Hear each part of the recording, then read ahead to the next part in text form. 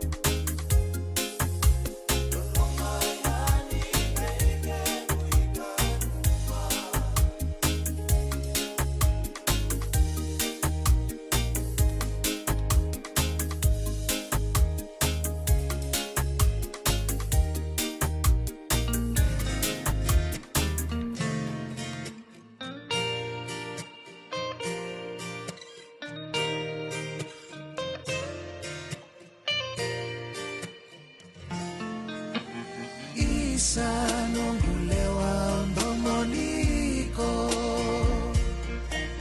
momosini matangu ni uraidiko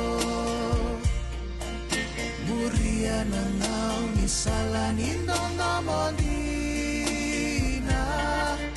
tatan rabu ni kede kuneikina Baba ko solo tu ramasukadu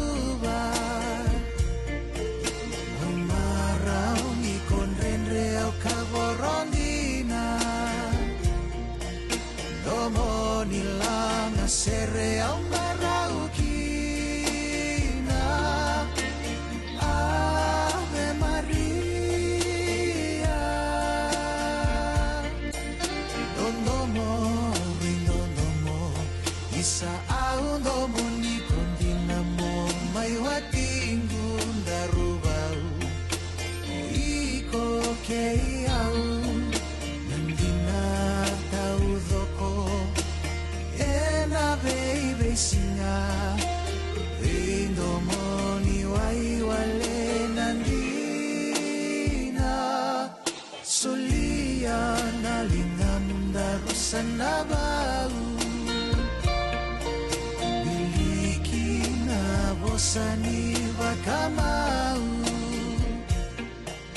domo nilang asere amarau kina Ave Maria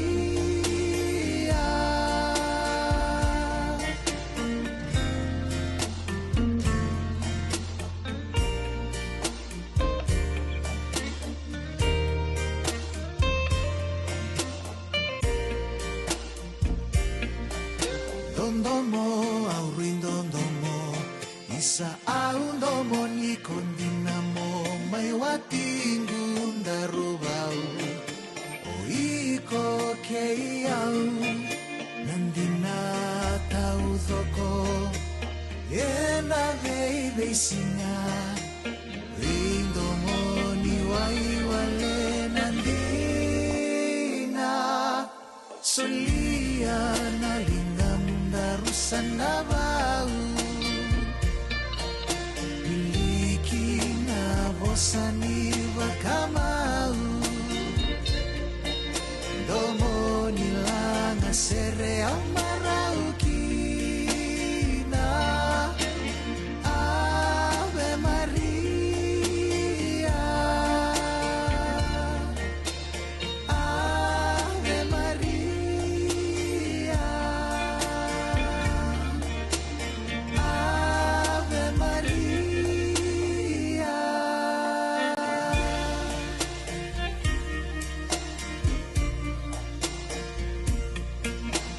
Ave Maria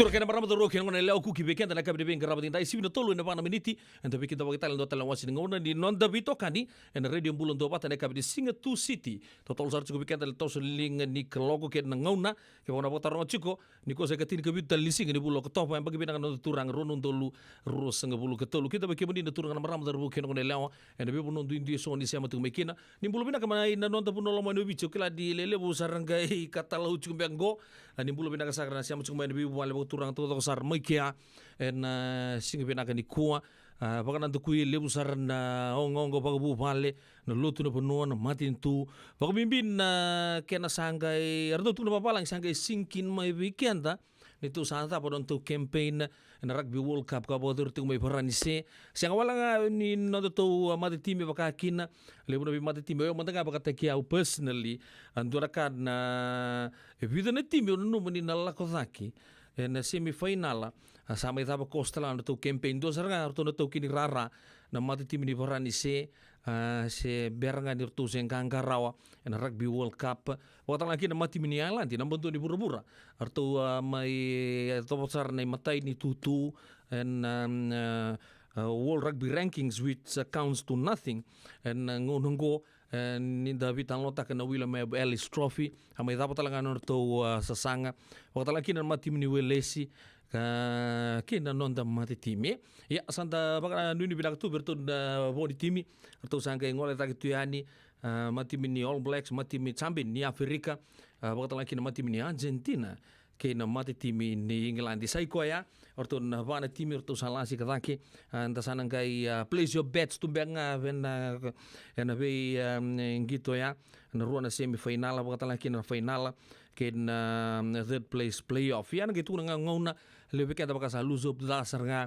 may baka puna taltungan nonda mote baka tha kana baka tha don nonda sa tiga bundusi na na international referee based out of France Matthew Rainal tu ni lebu saran calls lelebu sa siyang sarangan ngay FIBA tagi bichiraw and mo ni mata so sata betul to kaya tu sana tos tu ngai liu tu sana pakan amat telengai dia no World Cup katarava wata laki no World Cup Sevens apa rotal chunga minggo sing wala ganing gito rakabi ta pakan amat kina lebu talabi kabi binakasar itu matanda kembali tu sana nguli ta pakan kasawoti tu sana tos tu ngai ani ento ilago nimbula ento tu kina nakabi nang ko e pakat ngai kina na non to bitokan na radio bulan do patan na siang ni mai taropa na no tu unruka na World Cup kinto we do na kaya bos lagi bapalang we always resilient we can feel for the boys, but sa tapan untuk campaign no ya, we kita bagi rambat juga bikam di talaga di siama juga main du matin tu, na non pura-pura, du talaga nangau na tapi siama tikin, so sangke andra mata ke lai so sambung ile busara, bagi tu mai Europe, so bikin tu sangke akabi juga na noa, bagi tu bahkan sa sib na tolu na vitu na miniti, na puno du talaga Amerika, tapi siama cikina, kalan lebu talaga na songko tapi kan ku na mo ni matao sangke ochingo, lebu talaga bikin tanda satu tal tu na puno ni bingkarabi, se do tugu ditu na ve longan new anda bo binaka ni tango magi chugo binaka non tambula mai buan ken tauke ena ngon go rautal ndor mi sota tale na bulu binaka ken mara undungan ker bi kemni bio kan lomani kan to bise mati chugo na Facebook baka talaki na ke baka santu lita pon na bingarabi oni be red list tale so na bitan londo baka dur men monich ken baka rumbuka raun subscribe ngana YouTube channel like tangan roni pun radio bulon do bat nge wase tu yani non to bito kan dia nak bina kan ko ya to sana tigo butu matani to rongo to matani rongo mai apa ruta ke non to puno lo mai video cha to sana ngai to mal tigani untuk bito kan ni enak kabi bin garabi ente da eu pedela no no mun don bin garabi ke ba ni sange siama mai ni sebun ngona ana radio bulon do bata au sakinta bai kemuni juga na bulu bina kena marau na ka bina ko bulu mata bisa no kanta bulu bina kalem mata kai mu alo bulu bina kana sama cukup korturanga mai na British High Commission mai na korturanga lebe suba bulu bina ka falsa takai olambati pakon ni bina katala bina imbu tu yono malo bula mai na timin unique blinds and outreach resort mai na bara bikin nanronga totok na bitoka di na imbu ka bina ko edeli wati na itani bulu bina kasaka wakatala kina be total ngana biokani sema ya maratila ni arna enra bina kana wekangu tidak TJ mumbula bina kana siama cuma nak bina ko rendin tong bakelebu imbula bina ka maramanait totok da bitoka de na bina sing sau cuba kata laki no Trinity and Andy Lolo bulu bina ka bitoka de nak bina ko to saya rombana kantabu baka no bina ka tu atu baka kata laki no be mare ta lalang besi siamo sarcung me Australia sing tu tala tan maramu go bitoka ni eno bi akabi to to sarnon de rongo en sarbo to madani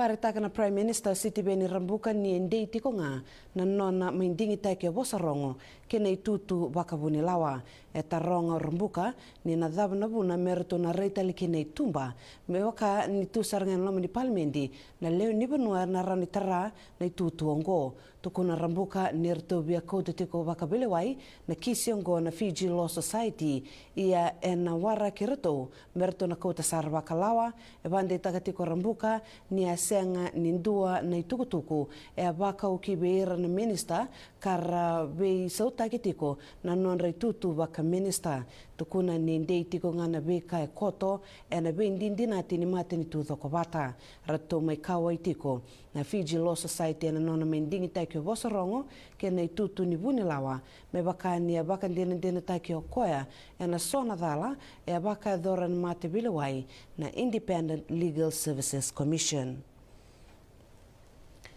E seanga ni ndoba te tiko na songo ni Fiji Labour Party na nona ndei tiko na Prime Minister o Siti Beni Rambuka e na nona mendingi taiko filimo ni vosarongo ki na itutu ni buni lawa ni oti na norto kawai na Fiji Law Society e barataka tiko na iliuliu ni Labour o Mahendra Chaudhry ni na nona tukuno Rambuka ni na Labour tuo koya na kisiongo mengole ki na mate bilewai e barataka ni senga na nona wei bakamboti ki na Fiji Law Society tukuna o Chaudhry ni na kena mai baka dhora na Prime Minister na beka ngo e baka buna na nonra baka tataro e so na Minister e na beka e mai adho e tukuna ni na beka enda sareda tuongo e baka retaka ni ayado talitunga na ngona ni beli utaki ni mate ni tuna Fiji First e baka taronga talanga o Chaudhry se mai taratu baka dhaba o John Rambuku na itutu baka director ni balbalbol ni danu bembe taki ni mate ni tu ni uti na nona mai baka ndina taki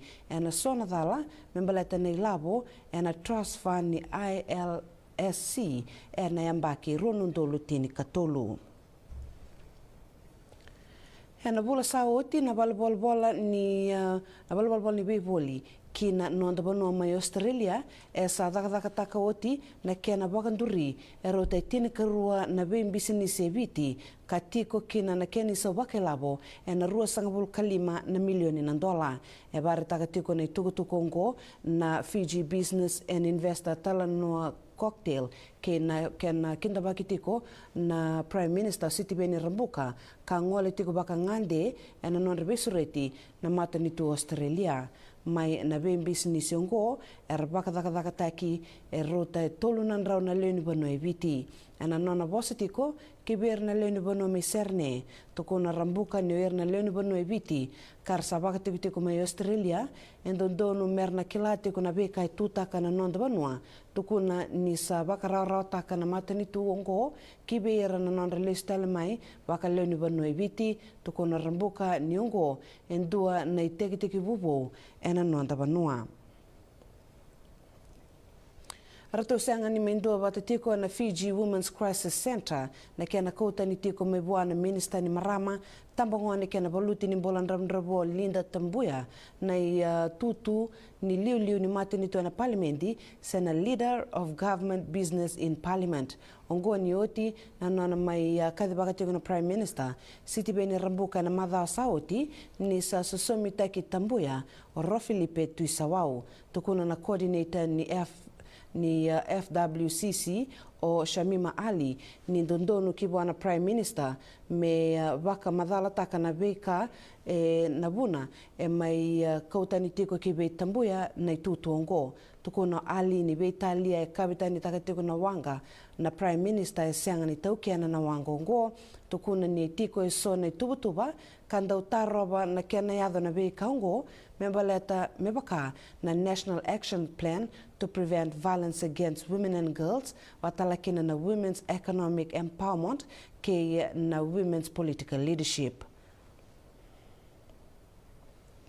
Esa taro bitiko na ngonongo na kiana ko mai na sudu walu sena beach dima mai na wei waitu na tekibuteki tiko na bula o December ongo merau ni maruru ikina na kiana mai kaumboko tiko ia e bartaka tiko na buni bola tunde ni tambana ni ngoli ateli ni Rokosuka ni doa na ila ateli te Rokosuka ni doa na labo dona labo lebu erndora wata na leoni banua na kiana ndo bolita kina sudu walu sa me bartaka tiko taltunga ni bolita na kena mai bakatarai tiko na boli taki ni sudu walu na bolo chune na mbaki ngo ni ote na kena bakatambu itu mai na mbaki rono ndolo tini kawalu ongo embalete tinga ni rto asareda tiko na tambani ngoli ni sa leila isartiko mai ni ote ngai rua na bula na kena mai bakatarai sa mai bakatambu itali tiko na tegubuteki tiko na bolo December.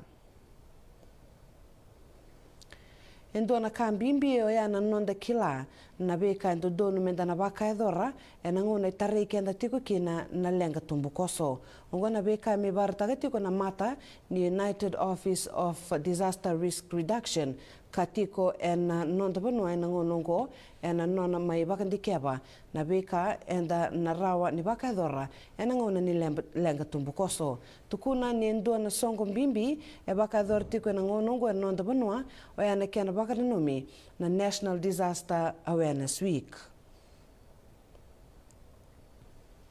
E mai tabodi na noa na programo ka baka tokai tiko na Human Rights Measurement Initiative ka koto ki na sone tukutuku membelata na ndondonu ni leo ni banua na was Pasifika na be programo me bakaongo erndau mbita batatu na ken ndau ya mana be sai burbura en tukuna ni ndua na ka lelevo endodonu ki bekena lenu banua e bartakatiko endo kibira na ndau tutaka na ndodoni lenu banua roshika deo ni tiko na ngangandre na kena ngandrebi me bakadori na kumuni ni be tukutuku me bakaongo na nonoto me baka tabitiku na timini biti na sota ni Rugby World Cup mai mbita tiki na ndona nui beira Hernando bia mata taka te weani na nonda banua ena be ngona mai muri ia i tiko e so wale ngana kalalai me baka binaka taka ki wana timini viti na timini Flying Fijians e mai nruka ena kota finala na noa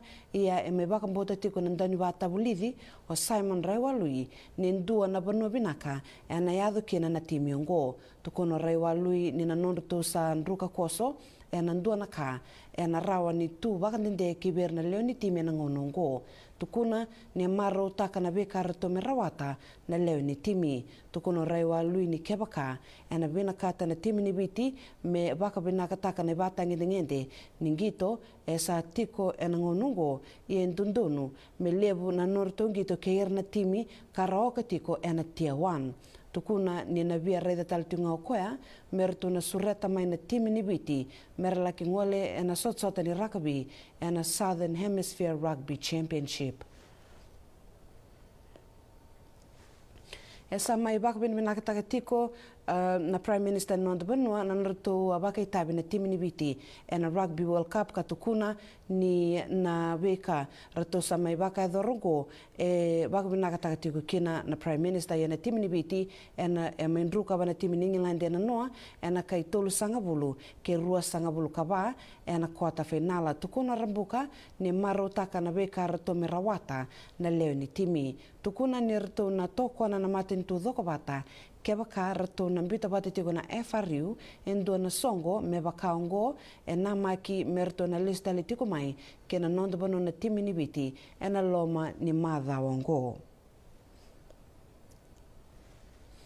Na timi ni Fiji Water Flying Fijians Rugby e tiko ena i katini ni tutu ena ngonungo ni uti na Nonda tome ndruka wana timi ni England ena noa e tiko ena matai ni tutu ena ngonungo wana timi ni South Africa ka lutu tiko na timi ni Varanise kene kabani tutu ni uti na Nonda tome ndruka wana timi ni South Africa na timi ni England esa tiko ena ngonungo ena i kalima ni tutu.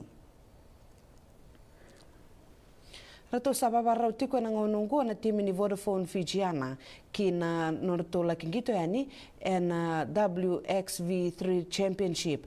Rato asamai anganga oti na timi ni Fijiana va na timi ni Colombia ena matai ni norato ngito. Wartaka na kapitani o Sere Maleo Ningila ni Dondonu merato na labeta dake na norato batangi ngende ningito ena madha wango keb karato na vianganga na timi ni Fijiana ena sota tiko kena timi ni Spain ena bakaro wayango ni sibina tolu ena tini kalima na miniti kauni na rawa ni saraba mai ena Fiji 1. Esa mai kada baka tiko na matin to Australia ni rato na tomana tiko na kena tokoni na timi rua o ena Fijian rua kena Fijiana rua ena ruku ni programo ni ni Pacific Oz Sports ena loma ni watale na season meongo ongo ena buku ni sotsota ni Super Rugby kena Super W competition ia e mai tosodak sartiko na banua katikina na ngonungo na timi ni Fijiana rua ke na Fijian rua na timi ni Fijiana rua e chambe ni wakarua ena sotsota ni Super W o ya ena mbaki sauti ke na mbaki ongo.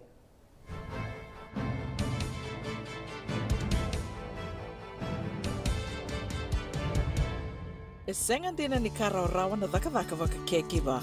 Ia endona kainda wipu ke kawaka mamanta taka tuna bengaravi o ia ke tuna kenda to kakana. Na ika, na dalo, na bisikete, na reo bata, na sunbells e tinimbulu makau. O kenda tona senga tiko ni driver se senga ni waka motoka kanda o dren na tutu beto seki. Erto satu wakarao na Divine Pacific Food Mart mai Sacramento merto talaveani na nong ni voliboli. Rawa sara. We tartar ngayani na taliboni diwan 21 toluwa diwa ono saibarua merto bakarotaka katalada mai na nong ni voliboli ena kena ngona totolo tua. Divine Pacific Food Mart, Viturua Diwawalu Franklin Boulevard, Sacramento, California. Namba di taliboni diwan 21 toluwa diwa ono saibarua. Erto ngarap talangan kena lewaka sumburi ani nanomu yaya. Mai na nonreto stoa kena nomu mate ni katumba. Nada besar mata bebuli kena dona no life insurance policy mai ve Lincoln Heritage. Sinang ayaw sa nagkakil ni Turtan ng katil kabitu ni Agostita na 2022 O sangir taka sarabiri ni tauna. Kami ngaya kena mata ngaya salah aku mana cek. Sengat tali ni biara, sengat sarangan ni biara paling lain. In time sarangan mai. So sangkali warga tera tunda warga. Kau tunggu. Kau saya lawan dia, kau kamu bilang tak. Kampanye bilang kau na heritage link. Ngono bilang sarangan. Sengat tali itu nak kaya. Wakatar tutu nak kena. Bahkan nak kena pepo work itu tak. Kami sumi.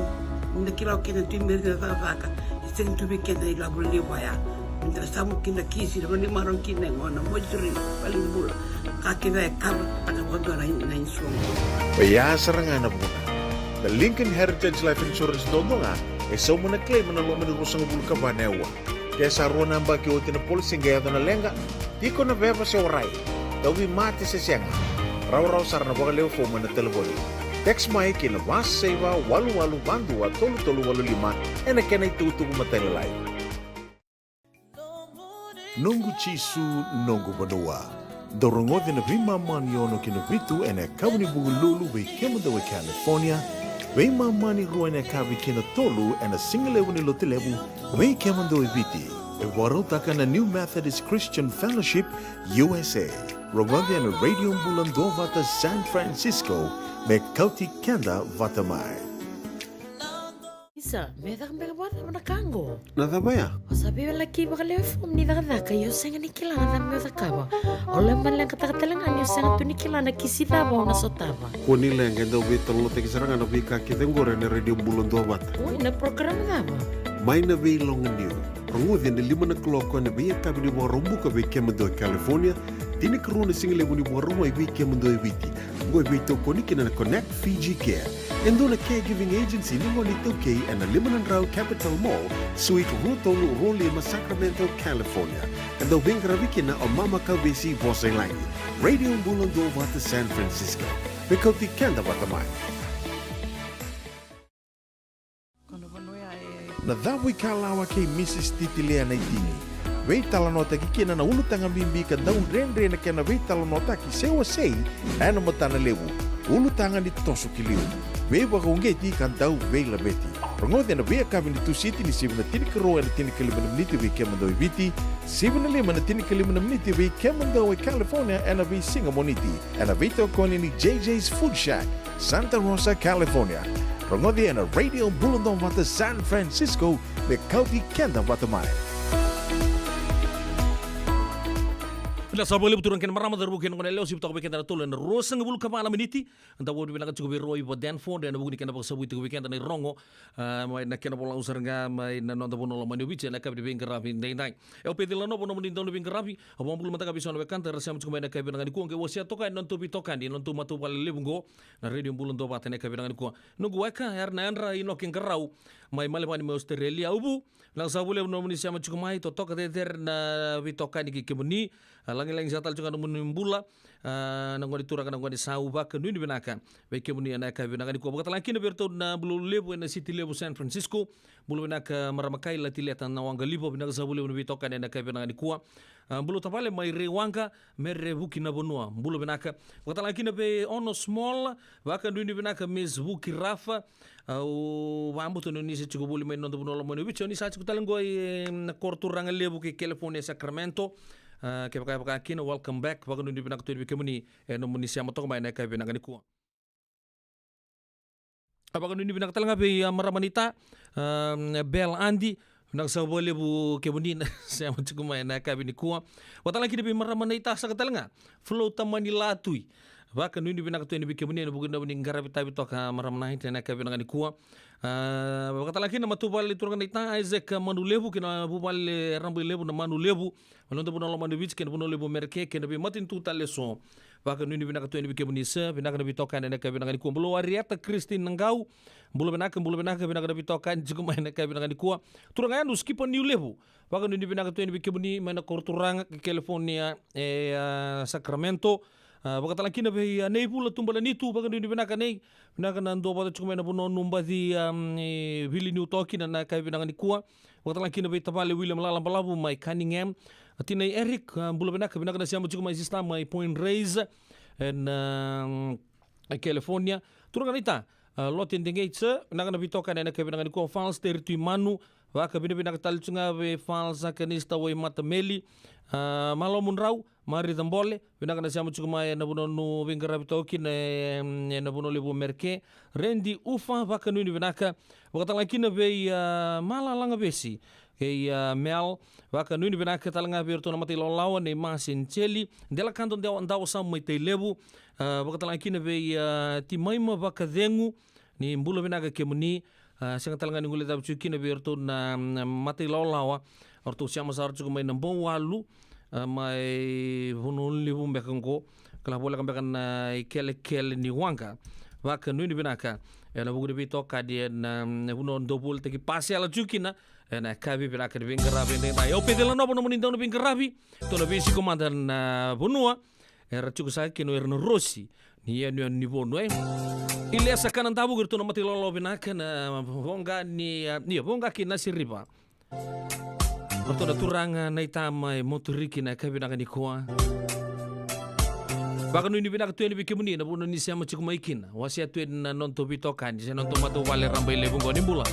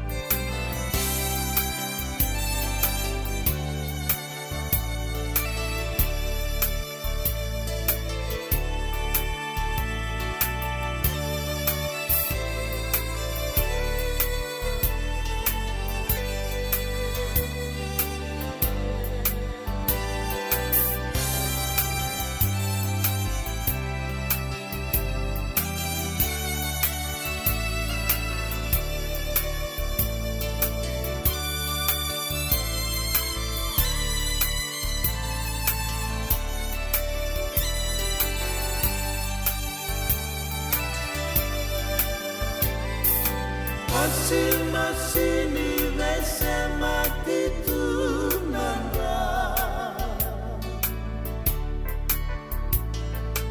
Angini vasundan dan dinambe bakuai Ambai kilani kosa begitu Lemanggu etarongia Kosa sesuka metuawa Kelanggu sama tebua Tak bonda baba kewangani berata Oh, waktu mayan nunggu bakasama Mengundingi manggai makan dekat kiau Mengundingi manggai makan dekat kiau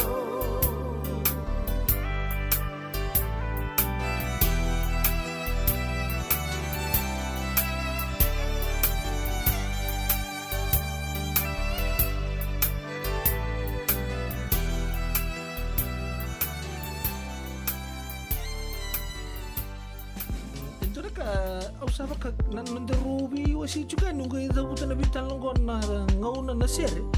Sa dotu nga son tok. Pakai lala ba suri nunggu ngabo ka boka. Bata pa kanisa mo lang dito nando dito ka. No dito ni sing lala to sunod tang ngabo ka boka. So ba sini naket lala tal ngabo. Nisam Bulabinaka. Sema mai kawasean in a radio bulando mata San Francisco.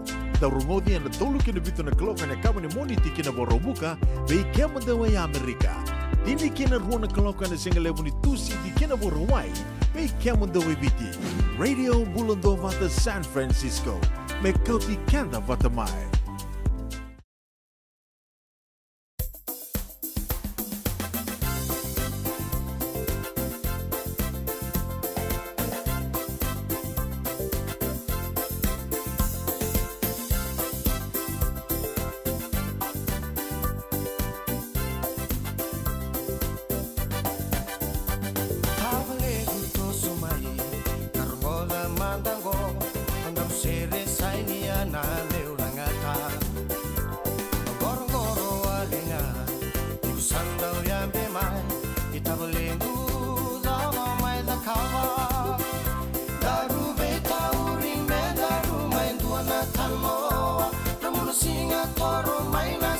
Sere ni toa, rautu da kena wa tinda, daru senda benga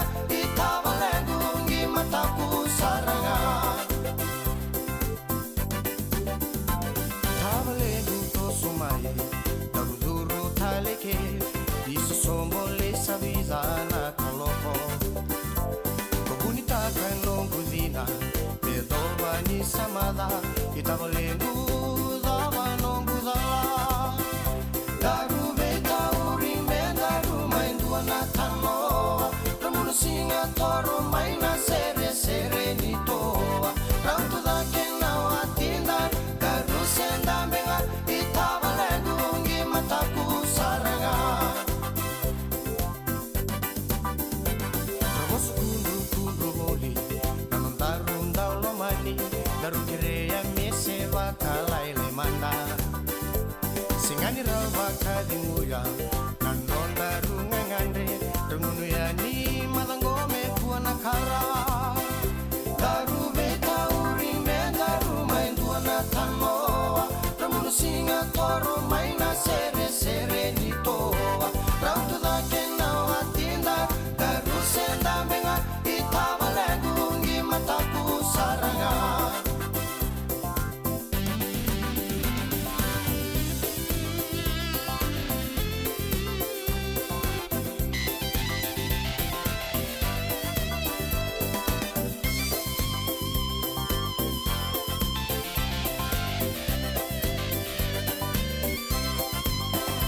Daru beta uring me daru main tuana tanoa Ramunu singa toro maina sere sere ni toa Rautu da kena wa tinda Daru senda menga Itava lengungi mataku saranga Mole manda tabli Isa aulolo mayani Nomu koro nindondo momo sokota Dua bulu alenga Tabulemu nai tatao Modeva yabi me kuna tara kemba ivanda Daru beta uring me daru main tuana tanoa Ramunu singa toro maina sere sere ni toa Rautu da kena wa tinda Daru senda benga Itava lengungi mataku saranga Itava lengungi mataku saranga Itava lengungi mataku saranga Bilang sebelum lebih tokan yang kami dengar rapi kita ini talon kita pale na radio Bulan Dua Bata wele iya na kami bilang di kuah aku sabar kita cukup santar rongo tu cukup lebih itu tuku bango lagu tak lagu sombu nonon tamat timi na vika saya tu kina ya asing tu na bisa utak rau na vika tu seria na kami bilang di kuah tu sanruka san tu talen na Singapore klani lebon dan dusi yang go tak kaya go Vakatalang akin na vika todo sa ya doci sana singa talin do weekend taron di biso ta ko saborita ka kento to sana tos tungai liu na le ni matu bale bena kengo ni ko na non to bulang yan buku ni programu sibina pa na 10 miniti lili lemba ya na kanga itu ni chukumai na non to programu bagamata no Vitu City do tan chukun na ya balatan di onang ge talata orto na Fiji Cancer Society Fiji Cancer Survivors ni posota então chukun na kumu marama era mbula todo como aí na cancer é levo na kena matan galiforms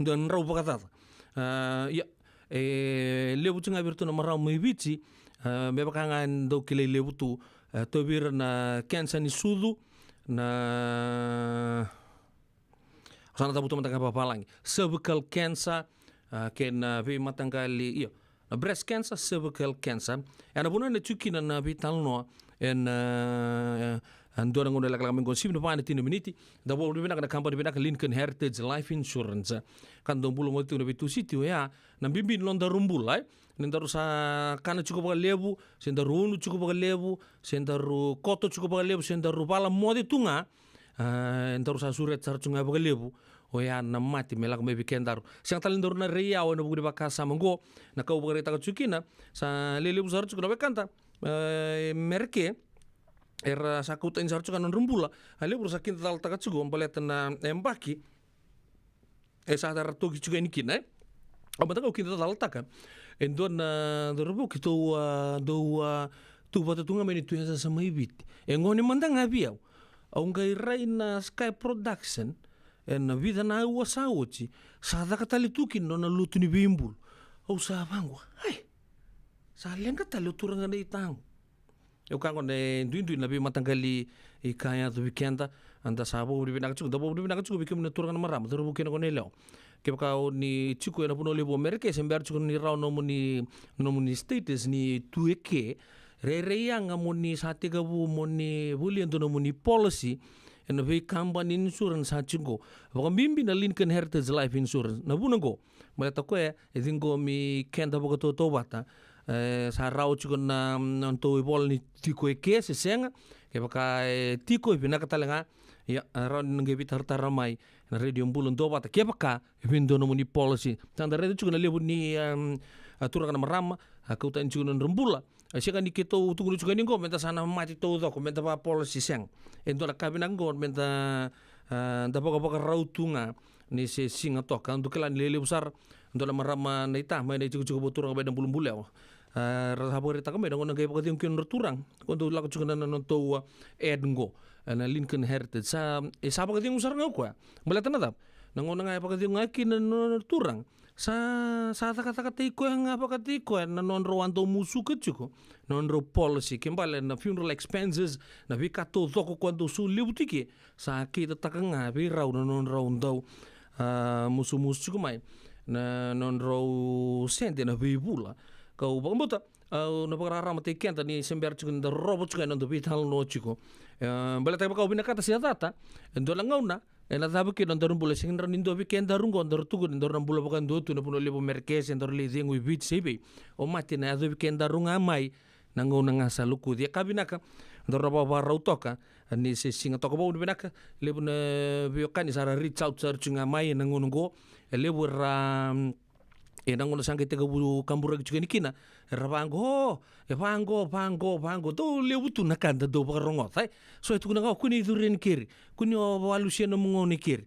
so sapa cukup bango radur mai o cara leus tali tumba isin kena membal ni rasang gelingir tel mai harga tu no sakir ya mungol tel mandani dua apakah salah takia udala dua tu kuna mua lago ike salitao kuna lengatak rendolo tu ngabi ke menina katumba ni Lincoln Heritage Life Insurance na bunua oni narani me bulikin do moni policy ena buku de baka sama batasar nga o abagare taka chugani ena ndo na ngauna leka sauti abotin kelima na miniti me vasa kana koloko gona radio bulun do bate San Francisco to talk about it tunan raki begitu when kabini singa two city and then Nada besar mata bebulikin ento na life insurance policy may be Lincoln Heritage. Sinang ayaw sa nagkakil nito ta nagkatil kabitu ni ako sita na 2022 o sangkir ta kasarabiri ni tauna nagkabi nga ya kinamagal siya nga sala ko mana check sengat tali ni pera sengat sarangan ni pera palilay in time sarang amay so ang kaliwara ka tala tundawara ko tungko saya lawag bengo kami binakatak nakamban binakangguan na heritage Lincoln ni nauna binakasarang nga sa katalinto na kaya makatara tutu na kena baka na kena pepo wag dito ta kami sa umi nakilaw kena timir na vavaka isang tubi kena ilabul liwaya minta samu kina kisi na mani marong kina ngona mojuri palimbula kakina kabar takawado na insuang Kaya sarangan na muna the Lincoln Heritage Life Insurance dondo nga so muna claim na lo manurusang bulka banewa. Kaya sa ruwan ang bagi o tinapol singgaya na lenga, di ko na beba siya oray. Dawi mati sa siyang. Raw sar na baka leo fo na telefoni.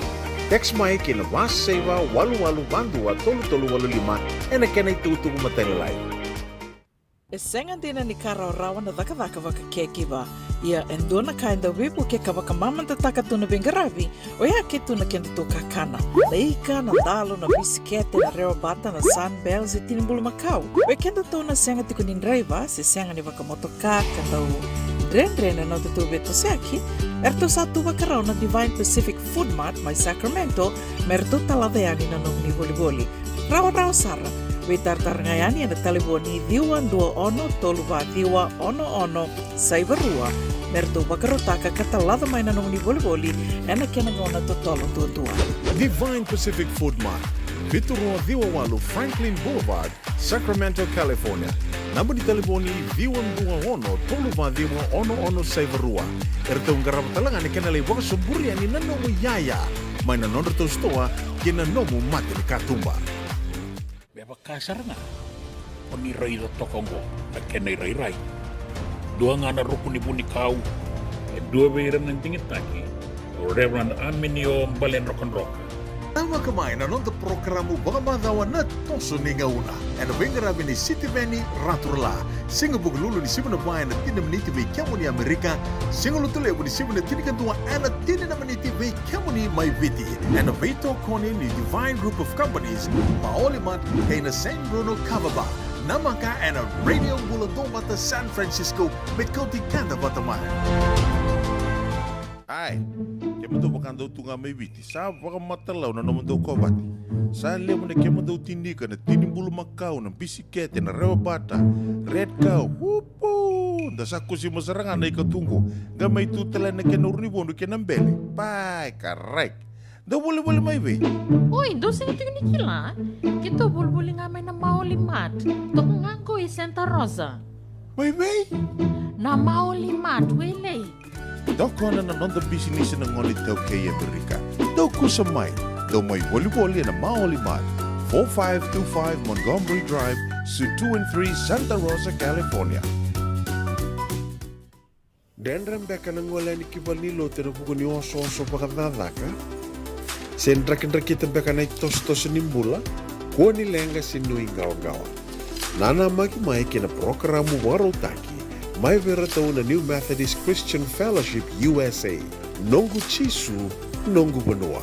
Rua na bima manione na kabini buku lulu bei kemando e California. Bima mani dua na singilewu ni lotu lewu bei kemando e viti. And a radio bulando wata San Francisco. Me kauti kanda wata mai.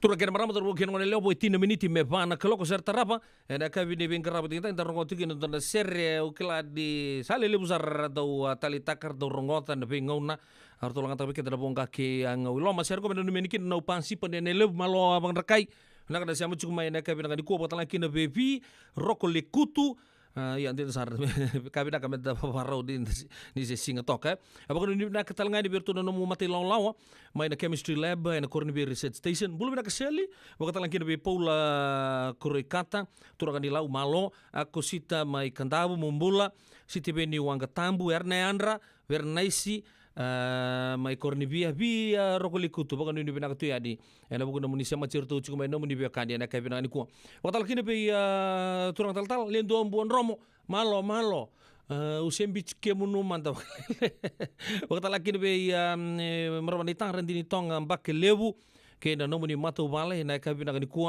singul dia betul ngaki na be kemani to saro ni be tokan ni cuma abe semai meratila ni bulu benaka Bakata lagi na be ndora tabol yang ngoi selai marama ni awi mai kandabu meme tumbana nitu bulu benaka kebuni sing lu dapat lagi na be tau ko ini tokana singa tau kini meleni mai woodland badi tata rumbi sartu ngo na ate meleni kota lagi na gobi senang gobi mbeka ke na tapatale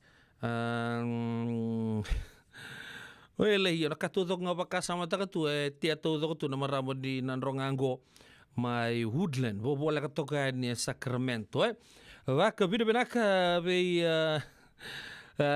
turanga weka sisari baka suka tau ke lebu di baka suka kaba turanga na baka sali wainu no mai mbuar siamu chuko mekina na kabine ben garaba dinai no weka benaka na bitokani na yakabi na ko di lady di bulo benaka na korturang welai bola katal tu na korturang lebu isu senga na city level San Francisco mai Moraga Avenue sabaga ni binaka tu ni bikemuni abaka talaki na be ala na ka binaka ni kuwa ron maramango rosa marama binaka ngani ndau kau na kaba berle wele ya baka ni binaka na buku ni be tokani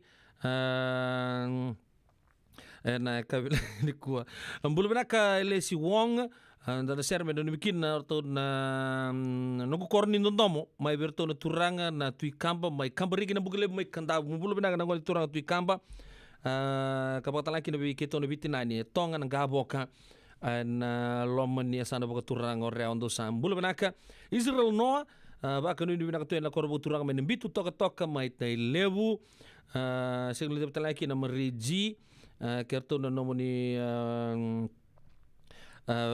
wele ia ondo vito kani chukuma na kabeni kuwa Mbulu benaka wuti ele balai subu rambuku mbulu benaka mbulu tamale antara ser bena numikin na ve kuini jaba dokana singa ndo na ser ni boka daim ele ya bako sabore takan to mata na ser ka melumu kani boka nananu kemudian nasa gaya baka simile buti ko ngonong goso sa tol sarbai kabi afternoon tea chikumbeka so rebu chikumbeka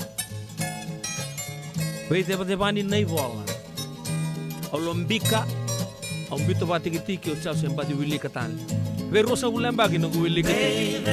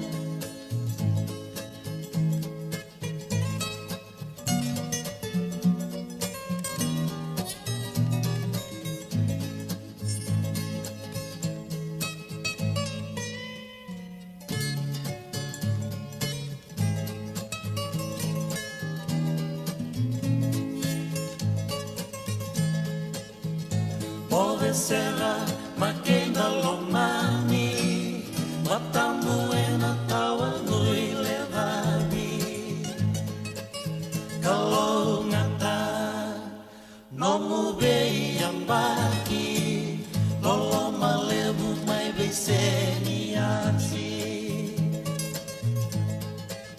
Kalongata, Nomu Bei, Yambaki, Loloma Lebu, Mai Beseni, Yansi.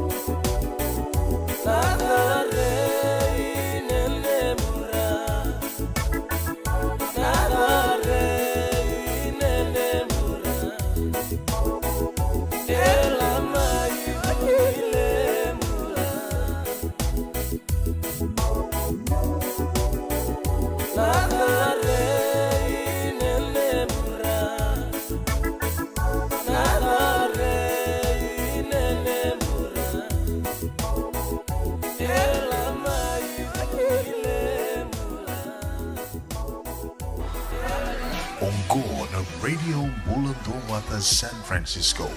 Mekauti Kenda Vatamai.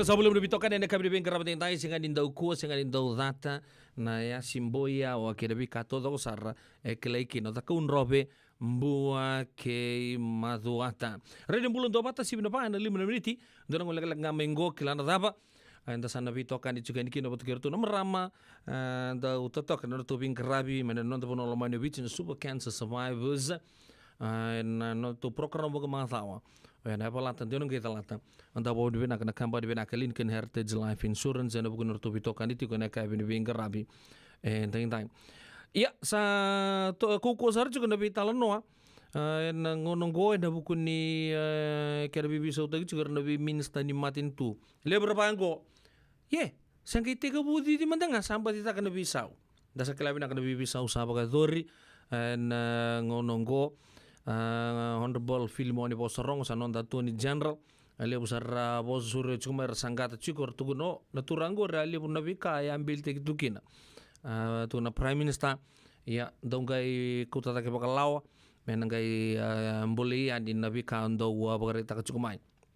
Lebra bagarita ka honorable pasu dona taka taka pinaka saranga bagadora non tiga buen tambata kata kita okay alei cia taka sarana bosili buat turanga satu subinang sar cunga nabi ngarabi tuku ni mero sana bisa umanta wata ke honorable asir rondo ki turanga naita kembali bisa unga lebar tuku na bangko siang bisa ubinak siang nindu non tu bagan du tundo na tutu ya lebar cuman vika sar tuku na take cukup mair nabi songo lebar bagarita katalanga morto na tamban bekar do wala takir tu na meram ka bostokin no Shamima Ali no Women's Crisis Center na sabe sa bagadingo ikino linto tambu main na ni tutu bagai liu of the house sako ta kemikin no honorable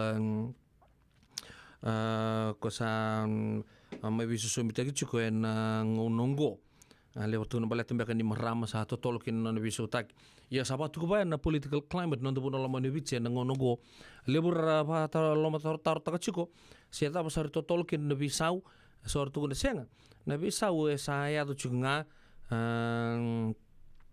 kartu barita kartu na songko kartu may babu na me form rauki na matintu na so delpa kartu na kingmakers ta kartu do kilekina abarita ko bilia metaka ona ken GS nerto sianga nikila urto na reshuffle baga duringo na bika we want consultation as we were in the dark into the reshuffle ko pagaduri and matintu na vida na singa sauti bagreta ni as coalition partners they believe in consultation in such major decisions although the prime minister has the prerogative to make cabinet reshuffle and we matintu to ko berbura na we reshuffle to doko na last say prime minister ko ya ko sa bakatule wambekin on the prime minister me sabaga dur bakakin de bisawia o ko erto bakasal tegirani se asan bakanin do bakasal tegir bakani so bakana ka sa kata ngakina ena bukan sangai metuso chikon machinery ni matin tu enda sanga ni kila ndorgo tamata bika bagarita ko misa tagayo. We were not aware. We found out through social media. Our ministers didn't know about it right towards the midnight of Friday, early morning Saturday. So we didn't find out the way we had expected it to. But to really, people I think a lot of question that we are making too much noise about this. And when this early this year, when we had the coalition proposals from Fiji First and People's Alliance, one thing that attracted most of the people in Sodelpa is the relationship that we had with people who are already in PEP. And one of the most, convincing part is that because of that relationship, there will be consultation. And there will be no consultation if people had picked Fiji First because of their bulldozing tactics. Ya nabi kabarita kada GS ni songo politiki na Sodelpa. Ya nabi buno sa ato chuki na nonto wital no. Ya nangono ya libu saraka sa ndono me ndotosto ngaki libu sa baritaka. Ya tungo ndono nabi bolo chimbula. May na Gaza strip dakila Hamas baritaka chingo na turanga na lilu ni mati ni tu. May na puno libungo Israeli Benjamin Netanyahu ni baritaka. Issues warning to Iran and Hezbollah raw kuni tobolea man raw sanga man raw bakalatila na bikaya do chingo dona tembo balang inge bagarita kana turango bakangone or you will be harmed severely. And Bagarita issued a warning to Iran and the Hezbollah to remain on the sidelines of the conflict. Lele saram bosim bosi kacu kana bima na lilu ni bima tintu lelebu and non to bura Rusia, China, bakatala kina orto matintu bagarapea and ngonongo Dona kena Bagarita kia na kena kambitu ya din dona wanga bukan ni bosot. Dona aircraft carrier Mediterranean na gartung be Pagkarita ka narto na matinto taki narto taka training exercise chinganga to wanataka maisiril indua arto ko hutanikin le hono beka na kanda arto lewena na mativolo mai tanki abi pull out saranga mai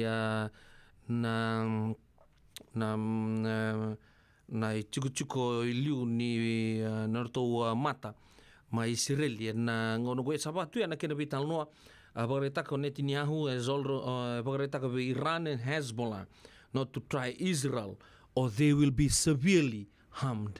Asa andun na tamani vos sa lebu ya pagkarita ka ni kito na tubang rautu may kito na defend tagatu na nito bunua may kipakain doon na vesanga may napakatagar to na Hamas na nguna dabangan dola kumikina kito na lakoyani na kenisau may pakasaranga ndo virta ka chukumay sabatu yan na kuko ni Bolbosa na ngonong go kasi tos juga na Bolbolucho ya katugon ni sabi peruto ni donan raw tolu sangabulu na rocket siya nga sa uluto vuka man na sana ruwa na ngonong tapital no chukin ngo sa kuko sa chuko na ivalu na ngonong go singkabo tiko ya sa ndabo benak nga ni Santa Maru chuko may buwan don lewa pagkar lomba pagkar baki nabi kasaya tu juga nonton pura-pura nangon ko nama kacumai yan nonton program kateraba nonton ngon leka-leka mengo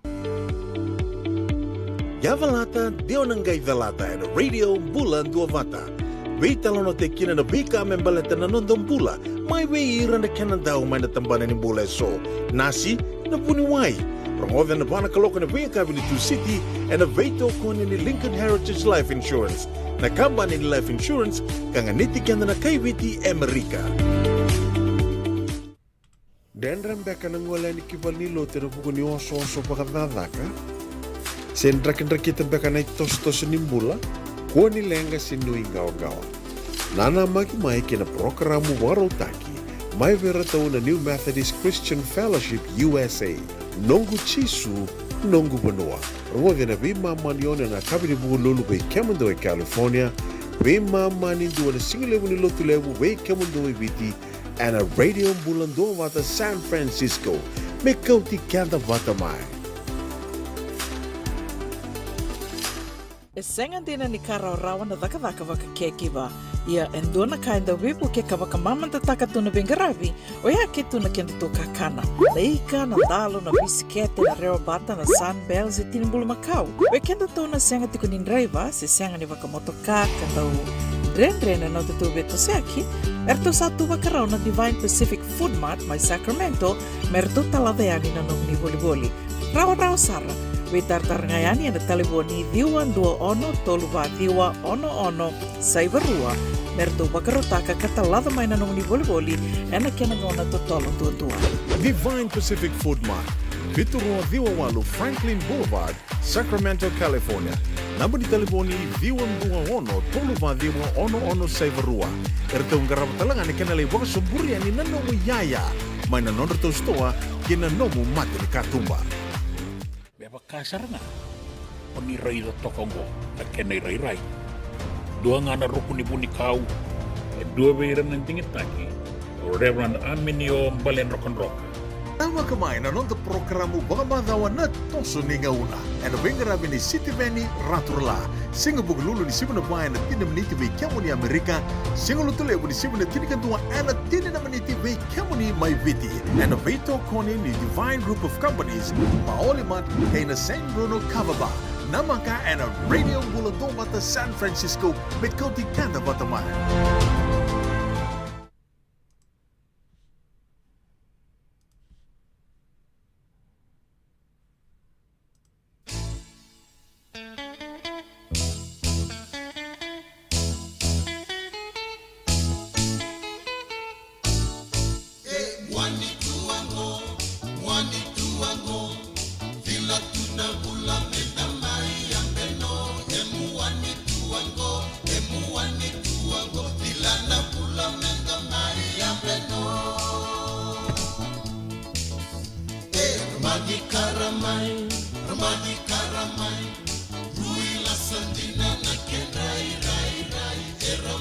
Karamai, Erambadi Karamai, Lasan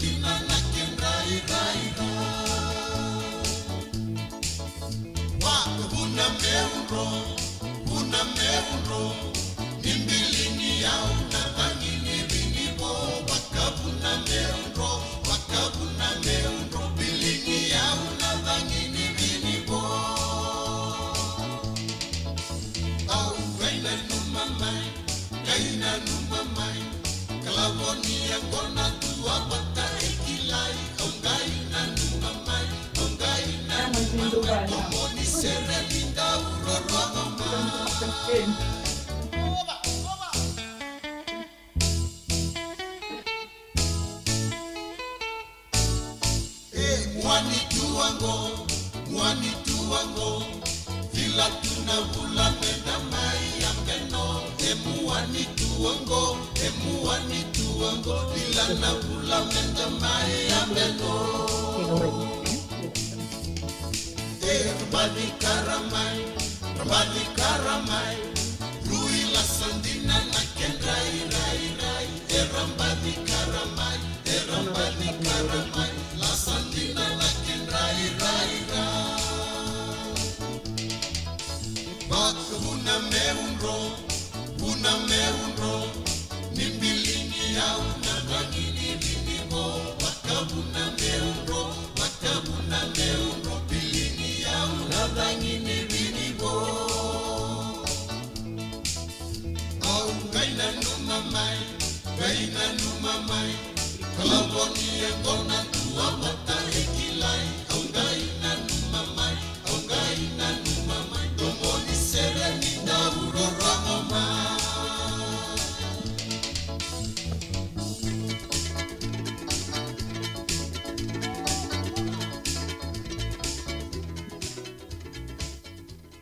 Turang kena marama terbo kena mana leo seru weekend na kabde bing rabe na Mwani tuango na radio bulan do bata San Francisco sibito weekend raba na tiri kawala miniti and sabo di bina kana kabde bing rabe na ninda sabi siya mati gerto na marama do bing rabe da londina ba na super cancer survivors and kabde bing rabe and dai ya na ni sana renga mengor sana redi kero bote kena wakango kero sa redi kemuni sa katal tungai ningo na bekanga bagareta kchubia we na kebel kan kuwa ni sambula telinga mai en mati kile lebungo na kensa ondo bogare taka chiko lebuna mati ninga tuguninga ni satu weekend sa nonda bakasa da lele balilai malata ni sabo tunga mai vida na buno lele bu bambimbe suba obatuanga lobo ni lasi batike nei kadiwa ya na buno anga sa lagu tuki nonda bakasa malata ni daw sa kambinga mai na posongo na kensa na imbulu-mbulu siya o mati sar nga saya to may weekend.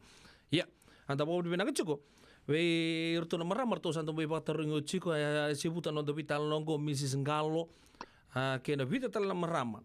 Na we say viti sama ibu garita keciko siang sing kena belembale ni ado weekend nga na mati na kensa sa tarabangamay hoya na nonta sana bawa dienguyani na buro-burong. Di na nga ninda nangay mati todo ko ya ni tabuchi matanga na bakasa weekend matanga Amerika na biyang baki na mati matanga ko na cervical cancer tukudi ni chini kandua na undolu 5 raw new cases every year Amerika matanga na mati walang go tukudi ni do raw to chukuni vano undolu ramati kina na biyang baki and modern medicine saya to chukuna ngono go kaya mabale sabi via lele saramaya and abakatutu watataki kena bingono sauci. Kaya bakain todo nabi kaya bagare takabiaw na marama may nonda bulang itu kena kaya na ni kuwa na dan rolili.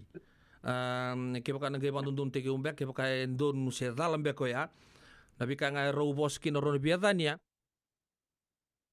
Nabi kaya tada kaya binibing karabin time. Ya, baka na kini baka raw. Kaya masakin taboy kaya mo ni imbulo, kaya mabawa ni binakatakan ni raw no ni sila no muningo no mo ni may talong lobi kimami. Untuk program buka mga tawa ya palatan dia lang kay talata kay kim do song so binaka o yan super cancer survivors anta bo di binaka company binaka na Lincoln Heritage Life Insurance ang to bito ko ni rauch kin may bitan lo chuk na bi mata rua kerto na marama to sando ding ita kisa to kamayo ando sa kana kere me se buta kanon to bitan lo se me do live man tanga non to bitan lo ne ke ni binga rabitin tay simberan da baka taro ni me chiton bo non da baka taro en non da rubitan nongo ni ronde baka matal tike muni man tanga ni marama ni bei ni vasu bei ni baka wachi beka bei kena bei kama tailala imbale chike muni me ke me na kile ke muni raw baka binaka to sanangai to sonon to vital no en kai binaka ni ko ni bulo binaka ke muni Vale, bula bina ka tupe. Ni bula. Eu na ya vangu nga o lili lemba. O marama ni wadi. Oh, samalo. La kemba lau. O basta nga ila kemba. por nga wadi au wakawati rangani lebuka la kemba lau na otingu kera usin walbeni na wale besar kera tiko engawia ay cukup engawia sabi na wale besar piwa la kemba to tukudi tu la kemba ko sala kemba to ko sarangar tok ngar to na ka gumbele buka na buna raba ka wache dikina marama ni wadi pasu wadi waka wachi berto ando la kemba kembale sabi pia matata sartu nga weekenda ena kabi na ni kuwa satangi chiko la kemba na kabi na ni kuwa kembale ke baka na lembala buni rubital no seleka leka ya saba ka tau chunga bikero na bia kaniei ena kabi na ni kuwa ya lili me baka na ital no ki misanto rongo tu me baka ni sale lewe na talenga na songo bina na super cancer survivors ena ngono go ni rau ni talo no taka manda be ke mami na no muni although we kemuni na matingo onua susu bolinga baka mai wadi se on no asa chigo bolinga suba mateni go na me lo reiki na be kemuni se matagali cancer daba ya although we kemuni ke na mbaki daba me dola biki no dorbi talo no na kabe na ko pambuto na pa bure pa kasama chigo biso na marama barongo chigo mai na radio bulun dobat senga wala ngai merke mai na pono non to pono lo mani beach ke na bia sai buru tale solili inaka oya u tawyo rurua na cervical cancer pata kena breast cancer ya tawyo iliu na cervical cancer rondo chinikandua sa laure kina bia una mati na cervical cancer ia na bata kila elak mai bia una mati baka pula na nra sa to ngonelak mai kina sa la ko saranga baka lebu so na ngana sa getting na mai sa tik lebu na nra ento la ko mai kina eroni to bio tu roni tu na madawa ena baka tu ya ena be bula me do na mataka uchiku ngai vale undavno ova tarano na ketengo ko sa vakilani sa ndo na buti sa chiku kino sa sin rovia mo ndavora ba tombo na ketengo o mani ko to sari balimbula sa le laurai kasa tak servia na bengare pa bunwai o ba terungi bunwai manta se bada na mati ko sa chiku laurai biau ya ngai tuno ko ruang na option ke tu na solia ai ko sanan ting taka nga sele sesenga au tu na sarwa wa da ke una senga ni sele e ke ko pa ko sana senga ni sele sana raw ngani ko na lenga au ngai baka pinipina kata ka na marama ni paung getiau ayo ngono sa laure kina biau na matengo au ngole beto manda na wai boka biti ngongo wai boka biti okay baka pinipina kita kana nampula into na marama wai titu nga menga wio ko sangai ndo batu kai tur na buku o ko sangai le retiau sangai tu na biau na make chiko viko ikuna la ko ngai balimpula ena le rawati kina ikuna mpula talenga kina o baka pinipina kita kana marama ngoni ba ndei te kinyau baka ya longa ngante kinyau mani ngone balimpula salengarat kau sa bula mai kina go mai na ruang do lucin kan dua sa kau ten kina nukatin ngoni laure kina na tegmati ia na ngone laure kina bia una tegmati na cervical au sa bakilatal cuma na suvungu ni sa cikula ko kina na lam se kale sar se bokana dona buani tarwau ia sember mantani wakila ya santa woti cikuma ye vida na empaki au santa urei vani lako chumei na matani sutungu na nana watakinan ra Sanje ye sengi mosi sa rondo luchinika tolu se chinka ba ya rondo luchinika ba au sanga ngoli tu bani pula mele laurai mais Kentucky sember ni to tukuna biau na madala ni lampada bichko biau Nangoner to pinakata kina mer to tarana kena sambolo au ngai mbesi ni solia. Lako batalanga na lebu ni posa untuk bukarongo da pere tau tumba ni renta tukuna. Lebu sana renta tukuna ngor na koi banimpula na laiva baka lebu. Au na mani ngoli tu na pangkarawai. Ya u baka lusia kita baka lebu na elab nunggu elab. Nunggu ponto so taxi nungkan pa binaka au lako ina tasiri au lako ita lebu per na bebu no itali baka bitir tu lako subai na lako tu na pangkaram pula na ngunuai baka biti merlek tarana sud ya tu saro lako wai kete ikia sangale tara mekin na sudungu kavamboti Sanjin ya au ngole punin tawa na rua undolu chini kawalu.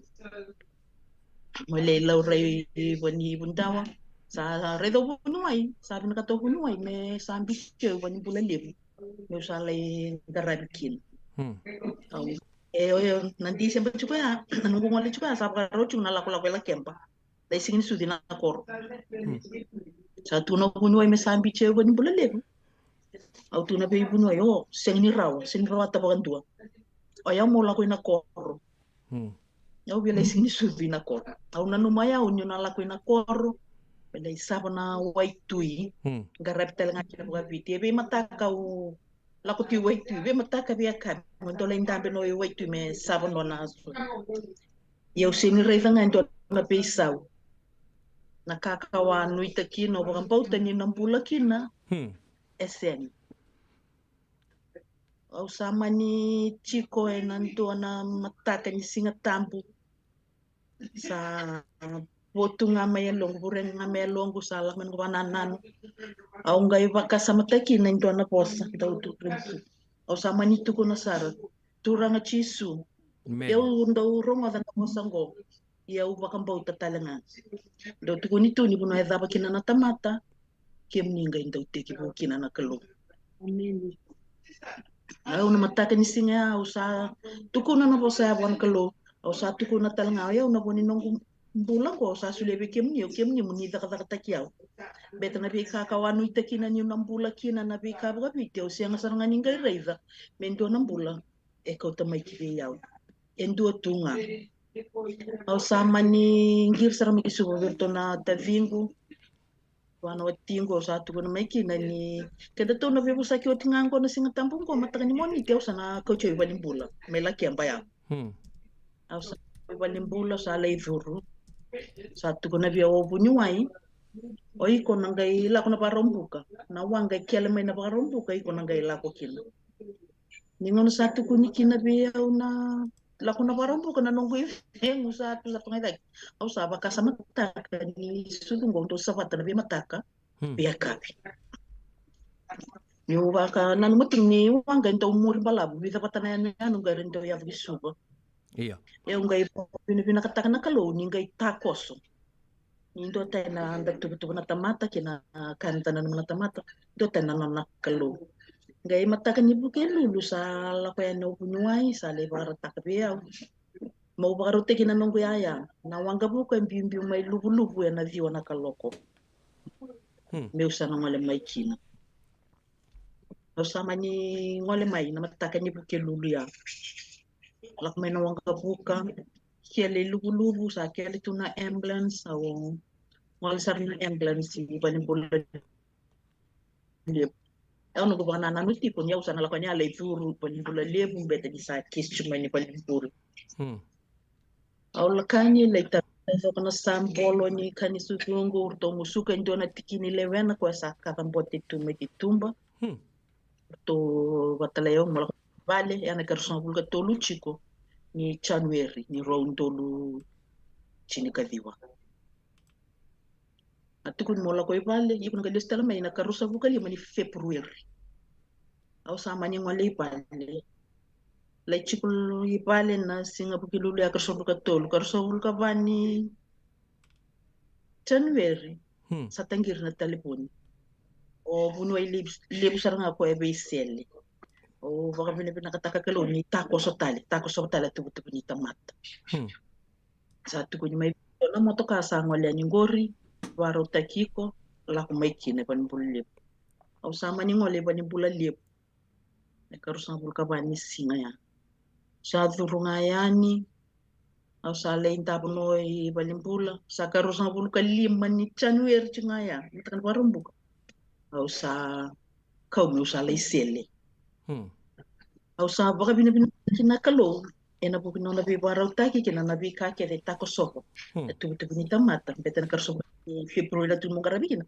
na kalunga tako sopo karusa ngabulu kali mangani January beten bambo to ya na bunyi wa yele na nona kila yau mai wana kalungo una boleh buat marama ya nuon tako sama tangga bagalak kada ka bini bingar rapi tintai nanto mata non daru tinggal galak ni bo rusul kawal bini timili mana kalau daru kota mata bini itu tuh di bolingo wekan lomandi non da bulang ichi ko mana super cancer survivors au sa sona marama ko konji dan do merongo tu juga non ra talan noa non tukuni alu tu weekend dan we mata urua non da bulang ichi ko na ka bina kani ko marama ya nu lili lemba marama ni wadi la kemba maina ya tulau tobireli una cervical cancer ona nga mai zangutu kinoya pagalele nga ronondo lucini kapa sa raba kilatala mai na ndona lampe sa chuki sudunra ko ratalo taga chuk sali atu sar chungo abo boleh kana non raseli dan gele subir tal mai daro tama debi dan itu ni bolongo dan ngai toman no debi tal no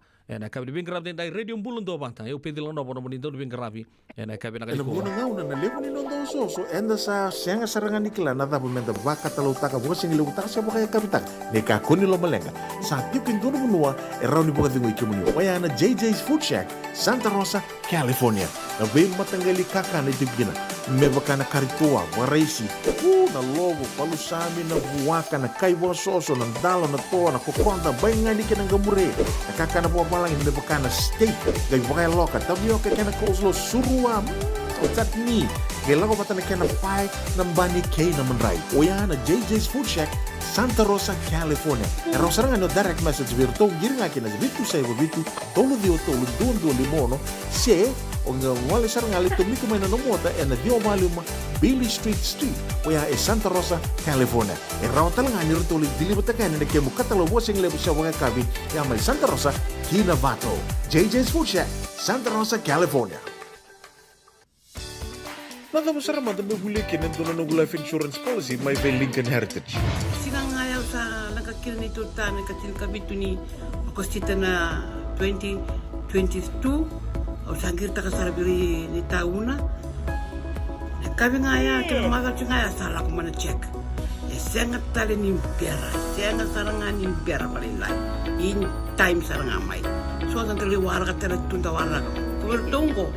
Kau saya lawat bengo kamu bilang tak, nakamban bilang gua na heritage link, mau lebih nak sarang saya kata lintu nak kaya, kata tutu nak kena, bahkan nak kena pepo bog itu tak, kami suami, nak kira kena timber dia tak, istri tu bikin dari labu liwaya, minta samu kena kisi, lalu ni marong kena ngona, mojuri paling bul, kaki saya kar, tak kau tu nain suami. Baya serangan apa pun, the Lincoln Heritage Life Insurance dondonga. E sa mo na claim na lo manirusang bulka ba newa. Kaya sa ro namba ki o tinapulsing gaya na lenga, di ko na beba sa oray. Dawi mati sa siyang. Raw sar na baka leo fo mo na telefoni. Text mai ki na vas seva walu bandu at tolu walu lima e na kena itutubo matalalay.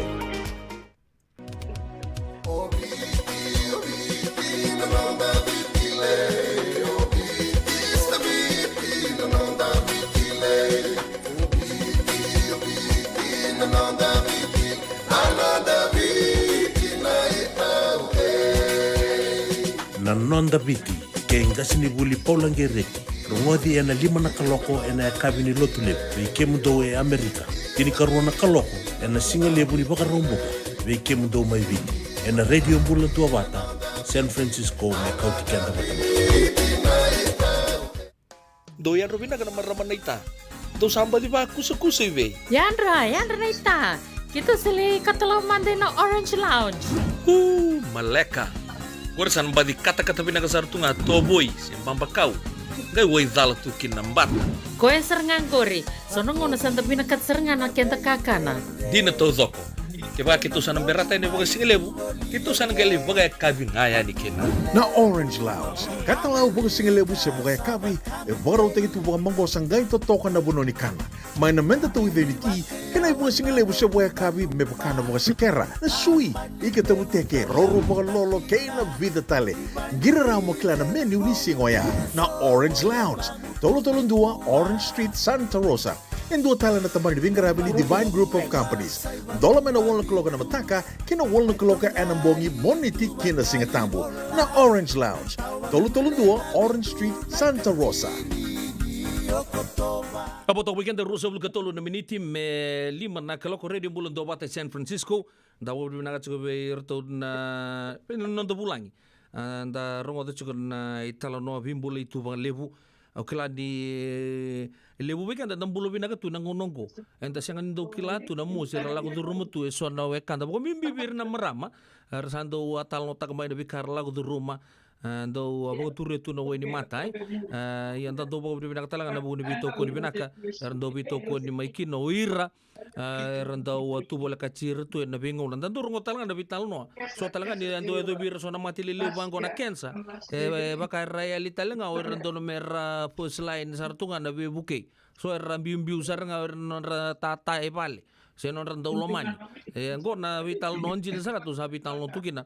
En eka de bingara bintay lili lamba non ta pulangi chiko maramani wadi mai la kempa mai na ya tulau ronondo lu chini kandu arabagarita ka dorna lesu manta pali lai maramayanu en buku ni namuni abagarita ka ni tobi kemuni talenga wa na cervical cancer na kene matai sarnga en ni sember no ni talo takamai na bingara bi tale tarapa wa na namuni tobi kemuni wa na breast cancer sen na cancer ni sudo ya evida na nomuni tobi kemuni na cervical cancer ni abagari tak tsunga palila yo ni salantal en na bukun ni ken nga lay tobi kemuni na breast cancer o ya na ronon dulu tini kaba na bingkarabi tabo so ni lago duru na chemo se radiation se na bi matagal bingkarabi bango matako ko bingkarabi musi to ko se bibi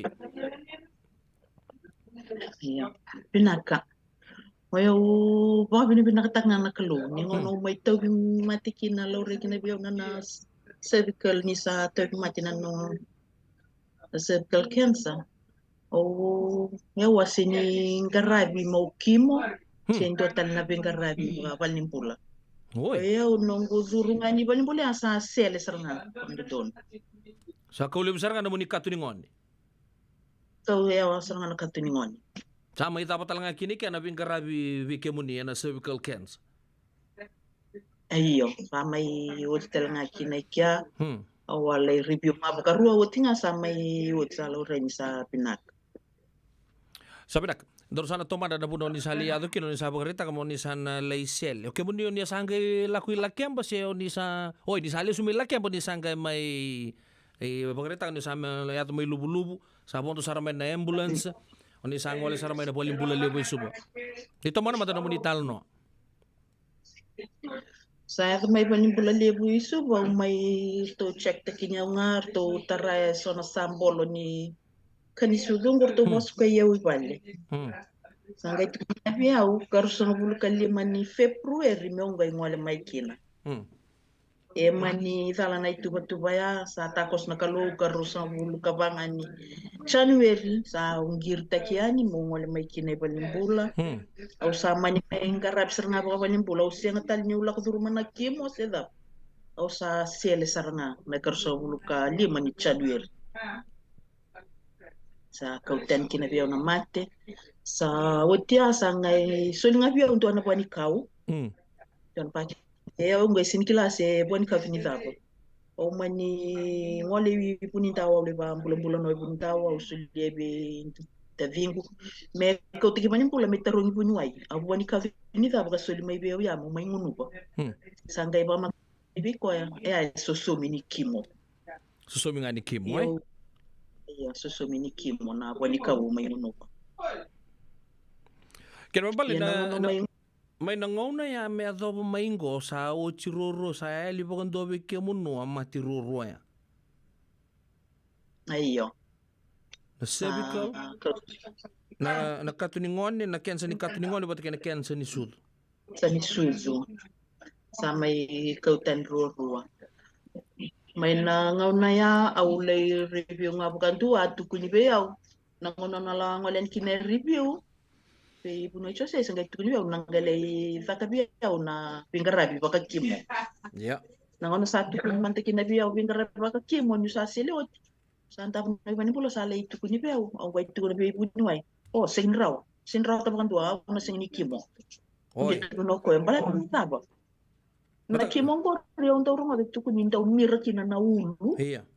Ako kuha nga na wetaro bamba matua may, met sa kuha nga ni wala wikita roakim. Wari dia punuay, rende. Tukuno ko ya. Ay daí kuna ya leo koko. Iko tukuna bia ni sama sulaka na no mole mai ngareba limbula. Utuna hiyo kanti ni todo ko ngor. Pada wasin na makina na kimo, sinikila nyo na may kimo. Ngai tukuna bia ko esenga iko mo na lati furuma na kimo beta na channel ni base ngarabi viti. Oti no sa suka kinai vale sa ngole mai mo mai checking tale. Au sa terungi puno ay sar. Ayaw nang kay kimo nang na vabo. Tuno ko. Siya nga ko sana siya nga ni kimo. Anjin. Au tumawag to au bare di puno ay au tunay vabo sa kumburi si biaw. Kasi ni kimo kimo. Kasi andre tuno ko siya. Iko siya nga ni kimo sana siya ni kimo. Au tuno is pinakabagalip. Tegu may nanguna ya, ucho sitangan ng klinik ya. May ato may ko, siya nga talen yung waliman ng bulam, may ulo rektale. Siya mo wakila na mo, si sendo mo, na ka mo wakila na sa may kautan na sudong. O sa may bulam-bulam binakasarcho ka ningo, ko sa ikabanya baki. Nano ko pambulay may na kautan na sudong. Sa kabanya baki ko. Nawale buwa maramayan nulili. Ukilan yun sa bulong-bulong binakasartunga kaya kanan doon mantangan ng bogi kemunutu mantangan na kemunurere ito mantangan ng oniye yan at kawai kemambali sa hanggang ese tomatal njino chuka maramuye ya bikin na biyakan ruwa bagan to na bayo matanggali cancer ruwa na matanggali cancer lilebo na daburo-burong ko to maramayan ukila ramaram bagangan laki ang ramaram kuko binagan jinay ramaramayan yan na cancer ni sudu kena cancer ni katuningon ya ruya lelebu sa daw give up saranga kina bokoro ronda rongota lebu na bunuway boka bici lebu daw so amaramar daw suliwai bunu anda pala ko butu menta rawat tu kinambul mata-matai satu weekend menta kana cancer apa kan rere sumenta ngana daw lagoy pol nimbul ay nabugo di ba kasama tan sandorongot sumai en bengaw na sawo chi ba ibei I maramayan na nato bitoko ni may val taudo ko na bitoko ni balate tugri bangko no matagali mati bangko tungan rebi ngaki na me rando toko ni kendo pinako ro cinta bakatala kin lewin nanda mantubal ya nanomu ni mati ngo ni zap suar do tugri bangko sa tobi mati ni sudo sa palata tundo to mantanga bakateke sa kota lingai Wararabiti kinang gumbula be sotal. Siya pa munuray. So do baya do kay mandua tagi naman tanga. Ni satu biur juga mati ni so do buni tagi naman tanga. Buni tak na baka samang goy. Sarang gendo wakir to nga baka malu. Sarang so man tanga nangono baka sing doli kilata lorong di watchinda pa bi. Ya na taro betarong. Oke mun di baby na vito ko ni may vale kerto na kamunu. Na buku ni kena satu bi kemunu tu ruan na cancel lebu maramayan. Naka leo ngono sa tawi matukina au ndo wala ndo tunga na be bono ke de ndo la kutukina na bangarambula balai ngono ba piti sindo ndo to kunya me oya wala ndo tunga au sini ndo re no tingu me to kunya yo ba bina katang na kalo ni ndo ba kandi tekin ya usuli tunga na yalo koko me ronyo la ko roma kina na la ko sino ko raw kung nangau na sa ko men ko bakasa manamati ninda rongo da ni kensa sa bi pamati sa chuwa le bi kimem namaramat daw lak may bi na bakasa minimati au do so no santa utangi yu sa baka reda tu namat sa tubiak au ngai tau baka bina kata kalau ni ba kau tak na elong au sanga tau nana baka samtaka sa bona danga ni tebor e bia baka lai tak na kalau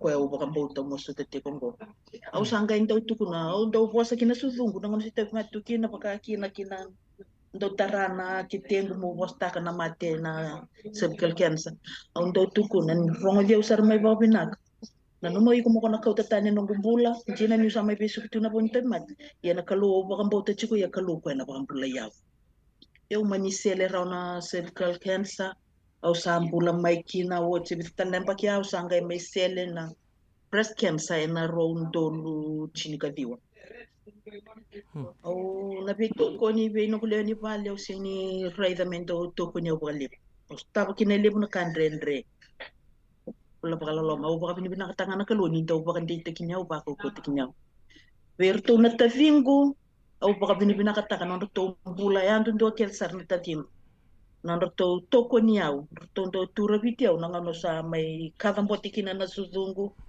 edo ba news abio tipo baka balnim bula meso tu mengo baka binibina katanga baka leb no to bula nir to ko niaw na no garat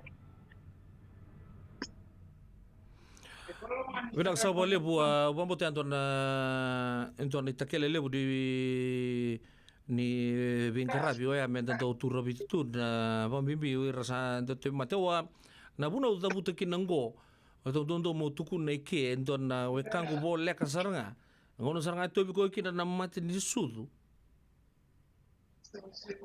angai tumba na to ta ngono saranga dondo me atukin na buku de bakasama di Bingarabi ke na bikato do ngoe eu pambote na pabure bakasama chuku bikenta enda do bitoko ni enda rogo chungo ni bibia siaka ni tuto ko bitoko ni mai be ko saranga do do me to ko no chuko na buku de bakasama yo sa sapa binak sa rawa sinambula na ngono go be maramay anu siaka wala ngalindu lele buke do bitalno na wasiningona ni no do bitalno ike na bi mata o rua mai virtun suba kensa sabai bo se to viranga indu ya au ve au sanga mata ingo maramayanu to bosaranga rua na matangali kensa o chinga indu binakan sa o chiani andu tale bondo mai maramayanu me coach kenda matanga ni kina buku di bakasama go ele bona maramara barongo chuka ka binakan ni kuwa siang saranga ni se tunon rabakasama siang talanga ni kilatu batalo kan go siang ni do weekend do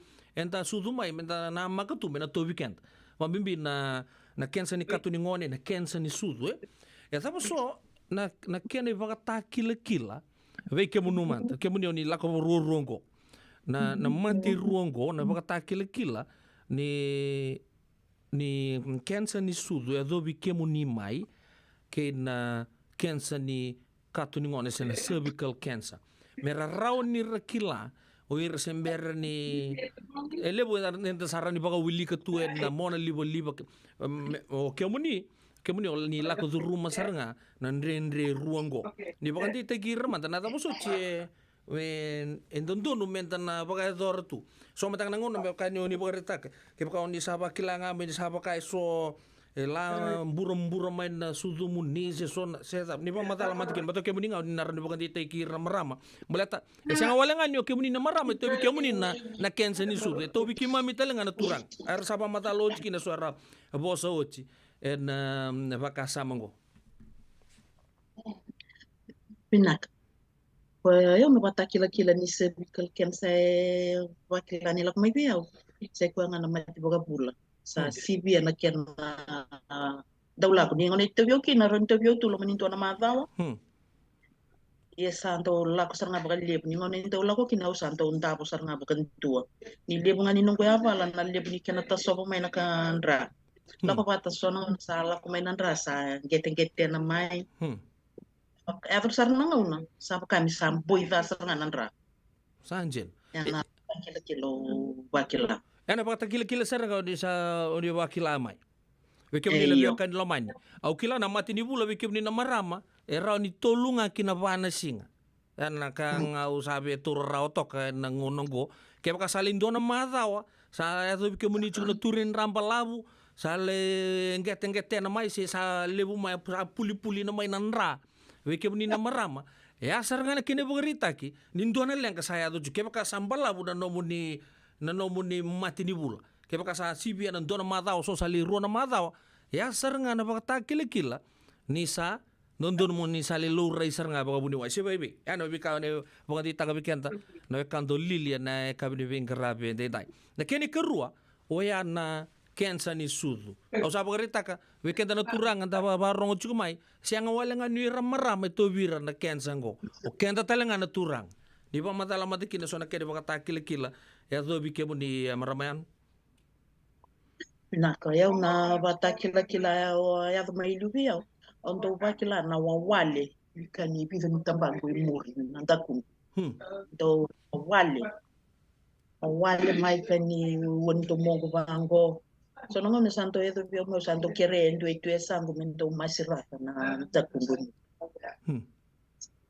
oti sa bizo na ngone sa do partara na sudungo lompaka na maten sudungo sandore salak mai kina na sosoko patake nandra pakanandra matin ra lolor sa bizo mai kitumai na kinandra oti balele au sa bakila nala mangwe pakatara na sudungo sa taura kina nalam na bude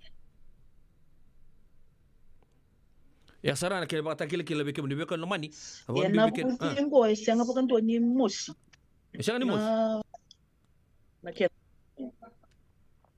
sa lebu na sudungo na lam ni tumbu chiko eu sengo ando ni bakila na mosi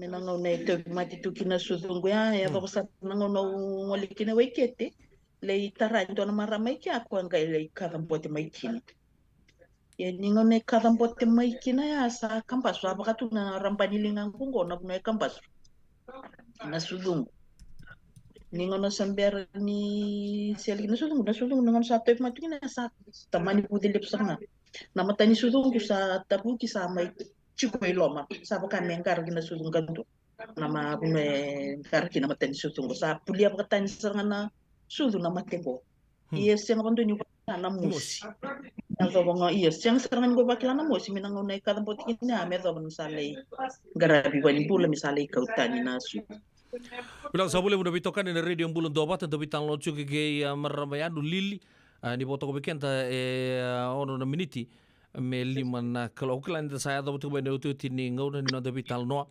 raboreta ka go ne baka kila bike muni na marama kento talanga na turang ke baka saba kila chu sa tega wawale da chu na tambamu kene kerua be ke muni na marama ke baka sa reta chu sa mumboka na sudu muni sala ko mekina sona nra lo se da nana ya talanga sa bata kila chu se sa bubu di chu mai sa senga ni mosi sa kena ngono to tolo to undua mona ngole balimbula ni baru cukup meta pun ndor bitan lo nekai binang di ko maramayan bakan di tegira mandana marama sarang gai rongo ta bakan tuan ni bakamanta so rongo ta nanno cina itu sa ukila ke munio ni sa bar teng bolim bul to bikensa na lo mani nuing gawang gawa ya moni bakan di takamanda bir se daba merda kaba na ngau saranga rasotaba kinan rendre baka la ko rum chigo ya merra la ko na woi baka bici se merah pakan don iba limbula se sabun beka endo ertondo baka rita ka bikemuni ceron yo pakan di tegir kina klan erto toko ni kemuni kina erto na marama mai na suba cancer sabai basna kai binang niku naka dong aku tahu dong aku ker bekemni na marama bekemni na sar chumai se bekemni na barorong chumai kosaba kilangan ni santo tani na pagaraw niya ngom na sudumo sen na ngom ba maramo sa bakilani sa senyo ko kwenjin na ko sa ngoli bani bula sa lilaurai sa tukun main sa chukubi ko na kansa ena maybe ko na alo ni rere kena lo matangkaya sinu ngau endo na ka ubiang bule kimniki na ena singlib na kiniko no tungi bikim ni ko bando ni rere seni alo lai masuta na kalowi me baka taunde ta kimni pa taunde ta kanu ni baka bauta meroni sule bikim ni na baka tule wa binaka ikuni ngole bana bika bangara bi baka bichi ni ngole ngai balimpula betta melenga rabi balimpula me kautani na mate kautana katangon kautani na sudu me kautana mate betan dan lengkarai buka bitin dan ngunuai watching betan yang on de tuki na cells ni cancer era ni na woti bitana yang baki ni okwento woti bitana baki ron leus telmai na matembo rani na ngunuai na woti na bula telmai na cells ni cancer ya sakene wali binatan nga ni ngole ngai bal nimbula moni lengaravi me kautani na tikini ngumni ko sa laurai ni sa to mati me rani ko na mbula binaka talikina yau baka binaka kina baka lebu verto na suba ken sa sabai ko nang na sa sele wati mai kino ya sa mai tiko bole bale eu na sangu mata we rendre saranga nyundo labeta kidaki sa nga nakakede usana tarai lingangu mawi o toothbrush kakede lingangu mawi na lingangu matawe bimbi saranga rendre ni pakame budi ongo baka binibina kataka na suba kensa sabai banungu mai thuru na songo ondo ngole pata kirto ina pool na be madha wale pa ko ayango na be tu city ke na be lotu lebu gaindo bitu na kaloko ndo tu na ni tu presidente sa lo tengalo Vanda storm or rain. You were body in the pool. Ito na sinikilana patapatasi da. Ito na lago na pool. Ito na lebako ko ayango. Beta na bako ko ayango. E binaka kina ni tombula. Eu na ngono sa lako chikin lebako ko ayango. O reda serangan na besa ulibu. Kina nung kumbula. Kwa na lingangu kwa ento ndrendre niya bala. O saya bala tarawa. O maro takatal nga nung may turuma na songko beta nyundo may maraw kina na tabi matingo menta ka kunto loma oda senta to rarawa menta tun se lib na kami tanto baka sa mata menta stress tumbe ka kina sela undo talita kana ngole mena songko beta nyundo may ndrendre e ko tatani be undo nay dola bimbi do may be maluai pat kirto nung guitoka ni new reda ka bukan ni kito santo na bupale ena buku mati kito dui la puturuma o baka pinapinaki na baka lever to na suba kensa sa baiba o baka pinapinaktal nga baka lever to na bula broad ena norotondo sponsor mai norotondo soli kanilo lama mai ketondo mai be soliaka be koyaka berna kindi be na community kana baka moko sotal na kabaya bet kito sindo na baka tambi sindram kito da ka fundraising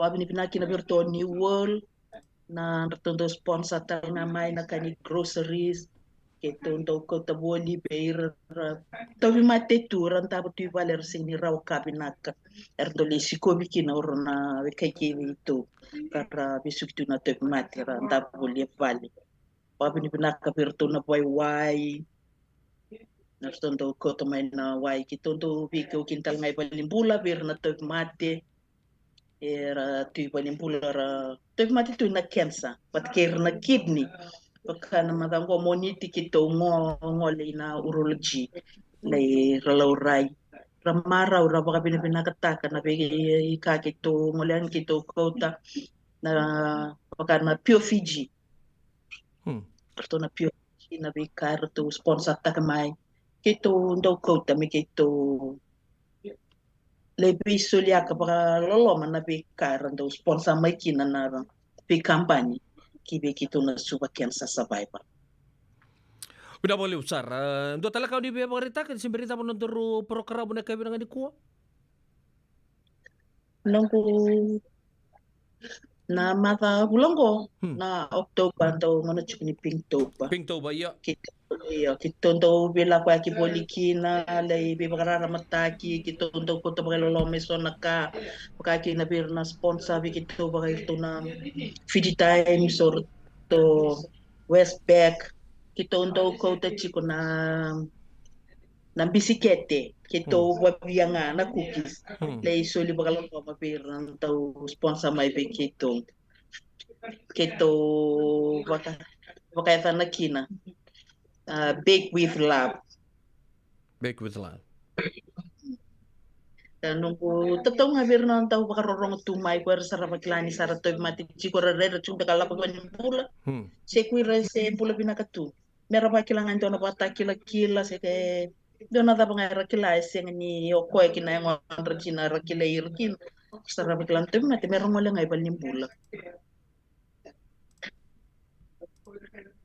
Bila sa boleh betul kan maramo daru kena konelo bambot sa tabi kan on the program na kabi daga dibing grabati dai bagu do tale do bagu dibing naga chugo berto song song bina kana super cancer survivors we karuni matawa do chugo na bulangi talno tak me weekend na vika lagu do rumah bambot ni na boleh chugo na non tambula an koko ni mati tovira ya era mbula maikina en angati ni lonra na vika lagu do rumah sa bagan di tegi weekend. Kaya sa kilanga mai na symptom laylay ni na ka sa tiga mesenga ni itau do ko mai na dambul regardless senga wala ni kensa to vital no chukina ko ka to chukina programu oya na ya balata ndio na kita lata kina company bina Lincoln Heritage abambuta senga wala ni kensa na mati daba nga nyo sa kilanga na ngom ni sa na ka sa lenga kina sa bebe binaka menda sa ndo ngole ngai bolimbul no de bola tambutal ngai bokan di tai kenta ni sayang nga irna dabo irna buni wai we ira sa tv mati kembale irna buni wai era suli saranga mai mera mai bingarabi ena bukun da suardo bango tongol talamanda be ko na do rengo ko na do suli wai ngo ko na do suli sa tungo irna buni wai sa certified gitu sa rasuli saranga mai mera mai bingarabi to na bukunda bakanta rongo do irna ke maramar do mai bogitabi en we akabi ni tu siti na radio mbulon do banta era mbula da ke mai mbalat ni dab ni rangole erle rongo ne ba salon dul mai buni wai era rerembe kana mateni ngono mateni da rongo kana kensa satara bangana mati ya bagan di te kendo chiko o lili en akabi ni bingara bidin tai sa mbula da ke mai na runa kensa liu kensa ni katu ni ngone ke na kensa ni sudu ke mbale ke sa raube lilo ya ke ba lago duru matal chungalen rendre ya ba ko na we kan kilana dawa en taunda kunin rendre ngore ena so tabi kina nambula ke baka salam ria chiko ange baka bimbi chiko baka warra taka chiko nambula bana kelo o ko sulia weekend dar non darumbula round der me bi rai chiko kina na kabi de garab de sa tabi kan on program kan ta bodu na katale baka dua non bulangi maramaya no lil no me talo sar chiko baka donu weekend ena kabi de garab de ser tarabango dona num chiko ni kina na mati law benaka ana ke suba cancer survivors ke muni kada na cancer survivors na ngono go ke muni lagu ruma tu nan rendre anu itaki enda masu tigo na no tolen matu palle ni ya soli chugo na mbula raw na mbula me raw bagali usar be ke muni na ya ka na ke ben gravi ende dai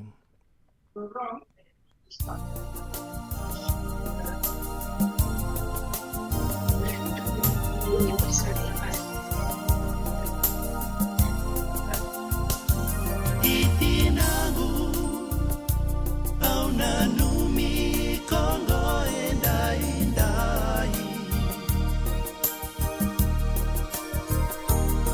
Sei kemuni Nabuni nongumbula dhake mai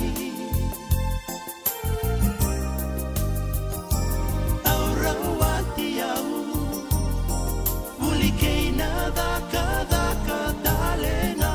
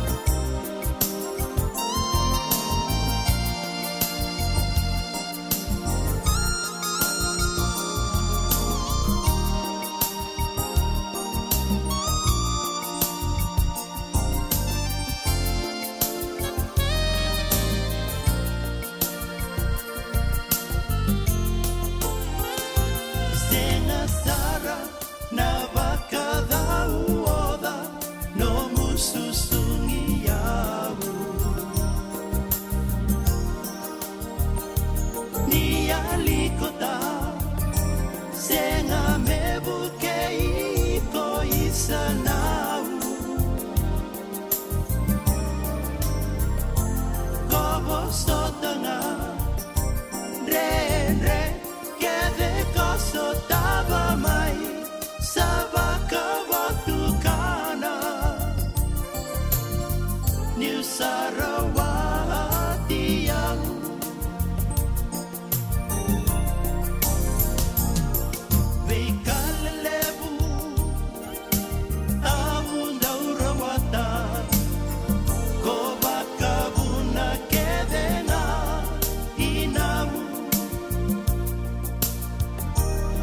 Samoa senga beka Keu bakalo loma saratu Di Samoa senga beka Keu bakalo loma saratu Minakanau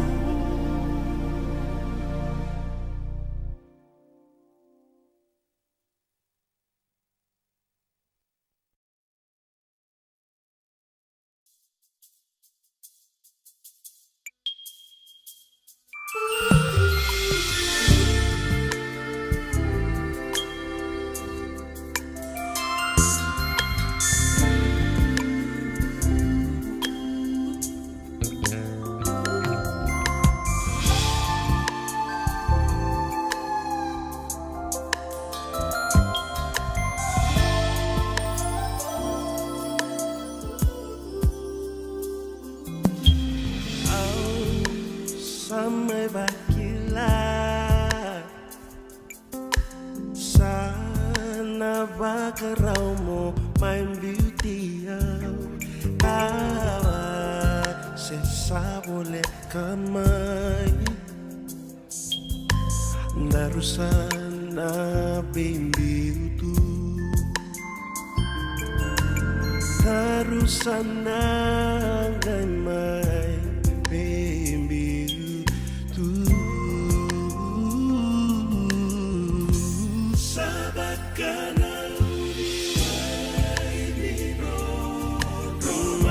senganina lesumai au kilani saladina rai saladina senania batana samai mobi au queremo samai lesu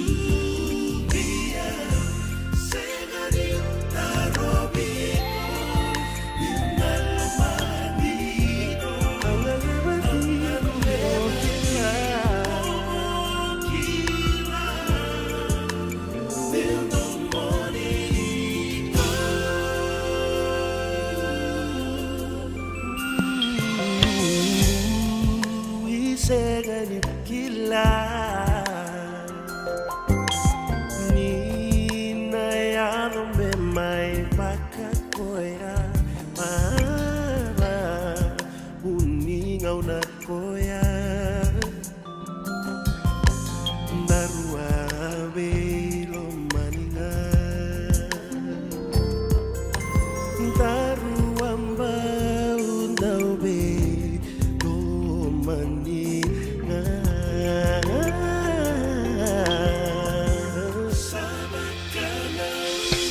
sabakana luai isenganina lesumai Allah saladina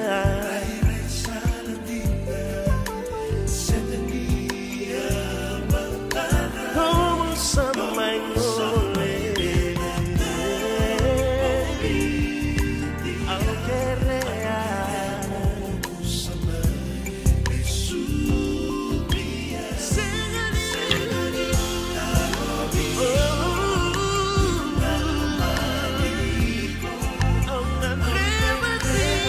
Oh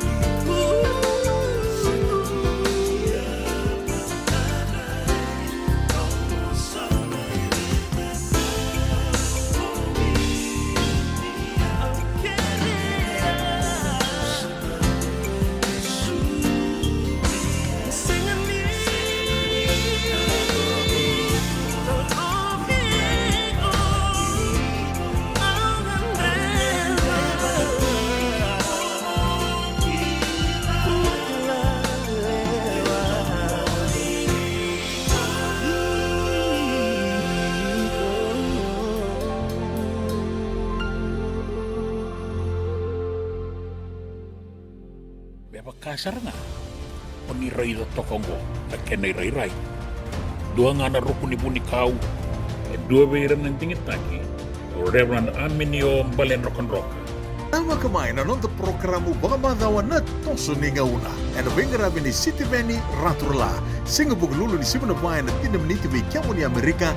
Singa lutule ni sibuna tini kantua ana tina na meniti vei kiamu ni Mai Viti. E na veito koni ni Divine Group of Companies. Maolimat kay na San Bruno Cavaba. Namaka and a Radio Buladong Bata San Francisco met Koti Kanda Bataman. E senga dina ni kara rawa na daka waka kekiwa. Ia endona kainda wipu ke kawaka mamanta taka tuna bengaravi. O ia ke tuna kenda to kakana. Leika na dalo na bisikete na reo bata na sunbells e tinimbulu makau. O kenda tona senga tiko nindraiva se senga ni waka motoka kandau. Dren no te beto seki. Erto satu wakarau na Divine Pacific Food Mart mai Sacramento. Merto talaveani na nom ni boli. Rawa sara. Witar ngayani na taliboni diwan 21 toluva diwa ono saivarua. Merto wakarotaka katalada mai na nom ni boli. Ena kena gona totolo tua. Divine Pacific Food Mart. Viturua Diwa Walu Franklin Boulevard, Sacramento, California. Namba di telefoni Diwan 21 toluva diwa ono saivarua. Erto ngarap talangan ni kenalay waka suburi ani nanomu yaya. May nanonor to stoa kina nomu mati ni katumba. Dendram beka nang wala ni kibalilo tero buku ni oso pakadadaka. Sendra kita beka na tos nimbula. Kuo ni lenga sinui gawa. Nana mai kina programu warotaki. Mai vera tau na New Methodist Christian Fellowship USA. Nongu chisu, nongu banua. Rongo na bima manione na kabini buku lulu bei Kemando e California. Bima mani dua na singilewu ni lotu lewu bei Kemando e Viti. And a radio bulando wata San Francisco. Mekauti kanda wata mai. Ena muna ngau na nalepo ni nondo so enda sa senga sarangan nikila na dabu menda baka talau taka buka singi lewu taka sa baka kapitang neka kuni lo malenga sa tipin dono munua erau ni buka dingo ikimuni waya na JJ's Food Shack Santa Rosa, California na vei matanggali kaka na itibgina mebaka na karitua waraisi na lobo palusami na buwaka na kaiwa soso na dalo na toa na kukonta bainga ni kinang gamure na kaka na buwa malang mebaka na steak gay baka loka tabioka kena coleslaw surua otat ni Kailangan ko na kena pie ng bani kay na manray. O yan na JJ's Food Shack, Santa Rosa, California. E raw sarang direct message virto giri nga kina vitu sa iba vitu tolo do limono se o nga wala sarang alito mito may nanomota e na dio maluma Billy Street. O yan e Santa Rosa, California. E raw talaga ni rito dilibot ka ni kemo katalo wasing lebo sa mga kabi ya may Santa Rosa, Kinavato. JJ's Food Shack, Santa Rosa, California.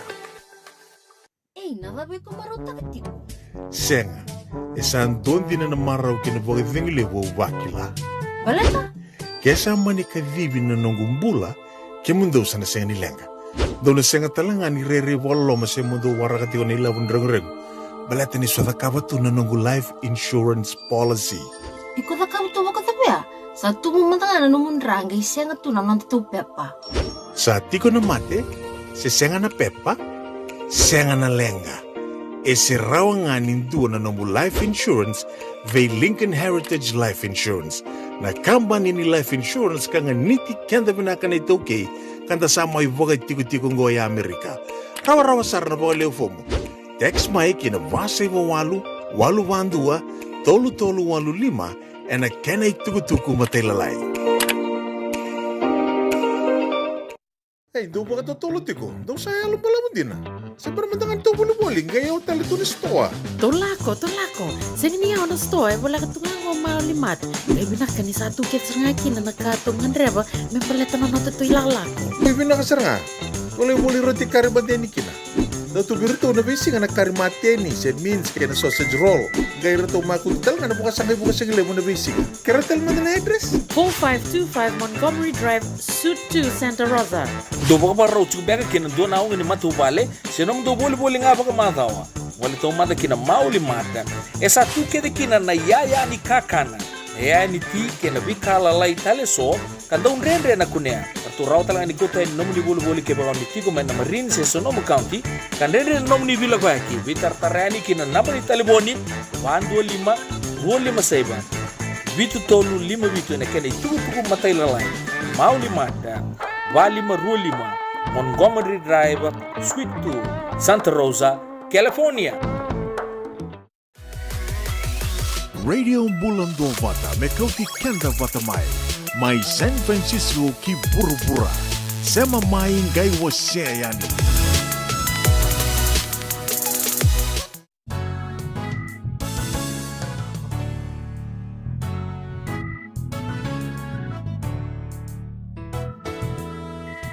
Tandra tuni nogu venga una Amerika ausana mutuka Maludi kina nambula na burabua Dende ningula mai viti au na duma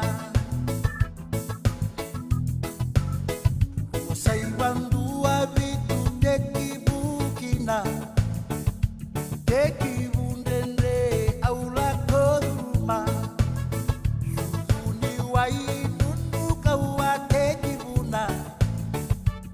Can I?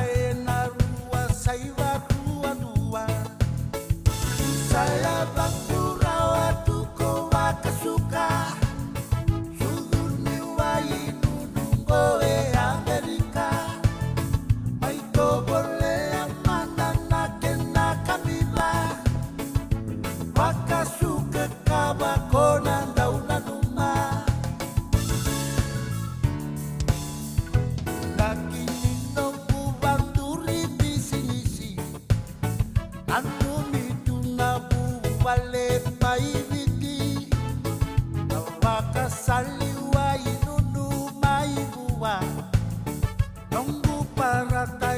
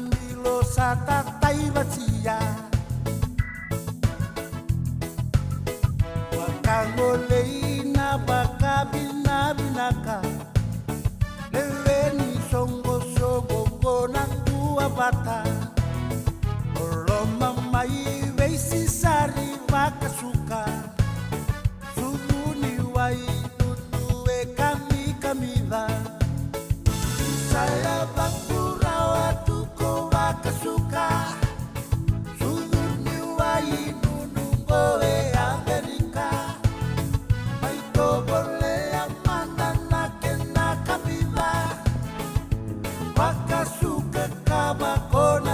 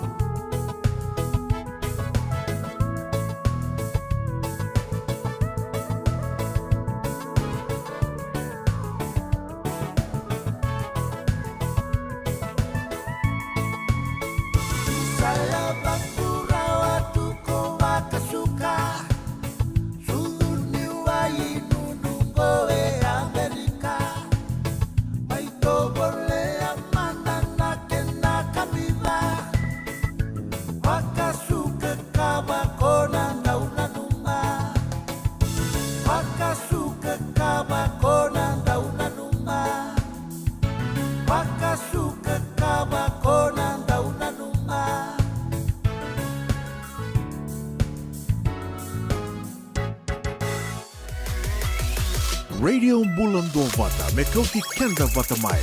Mai San Francisco ki burubura. Sema mai ngai wase yani.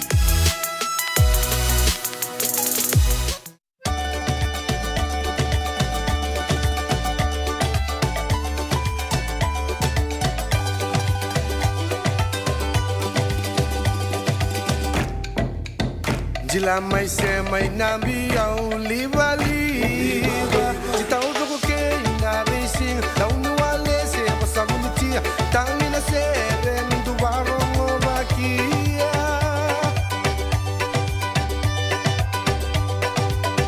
Na vindere nambi au liva liva. Jibarongo ke kusarabike. Limana liva liva. Waselakinia au lenga kwao kwe.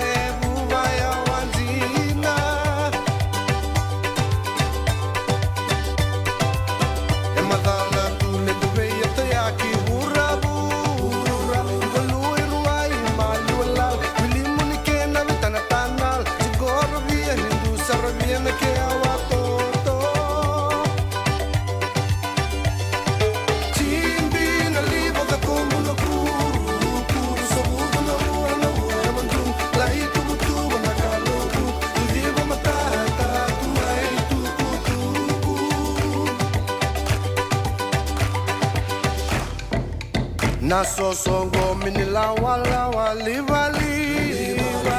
Todo ko kena tukutukunzina. Kamburaki mata kenzina. Vingi rich na vadi variva pa mata kunzina.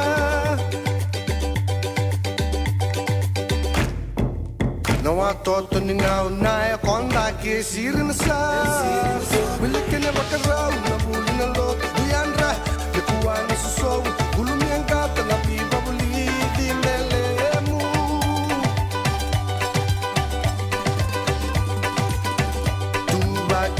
Tola via avanti che via tu burro macieso la vinda rendere tu che va dai sul sole buona via wanne mayata timbi na liva da como no puro so mudo no mandu la tu na calo tu digo matata tu mai tu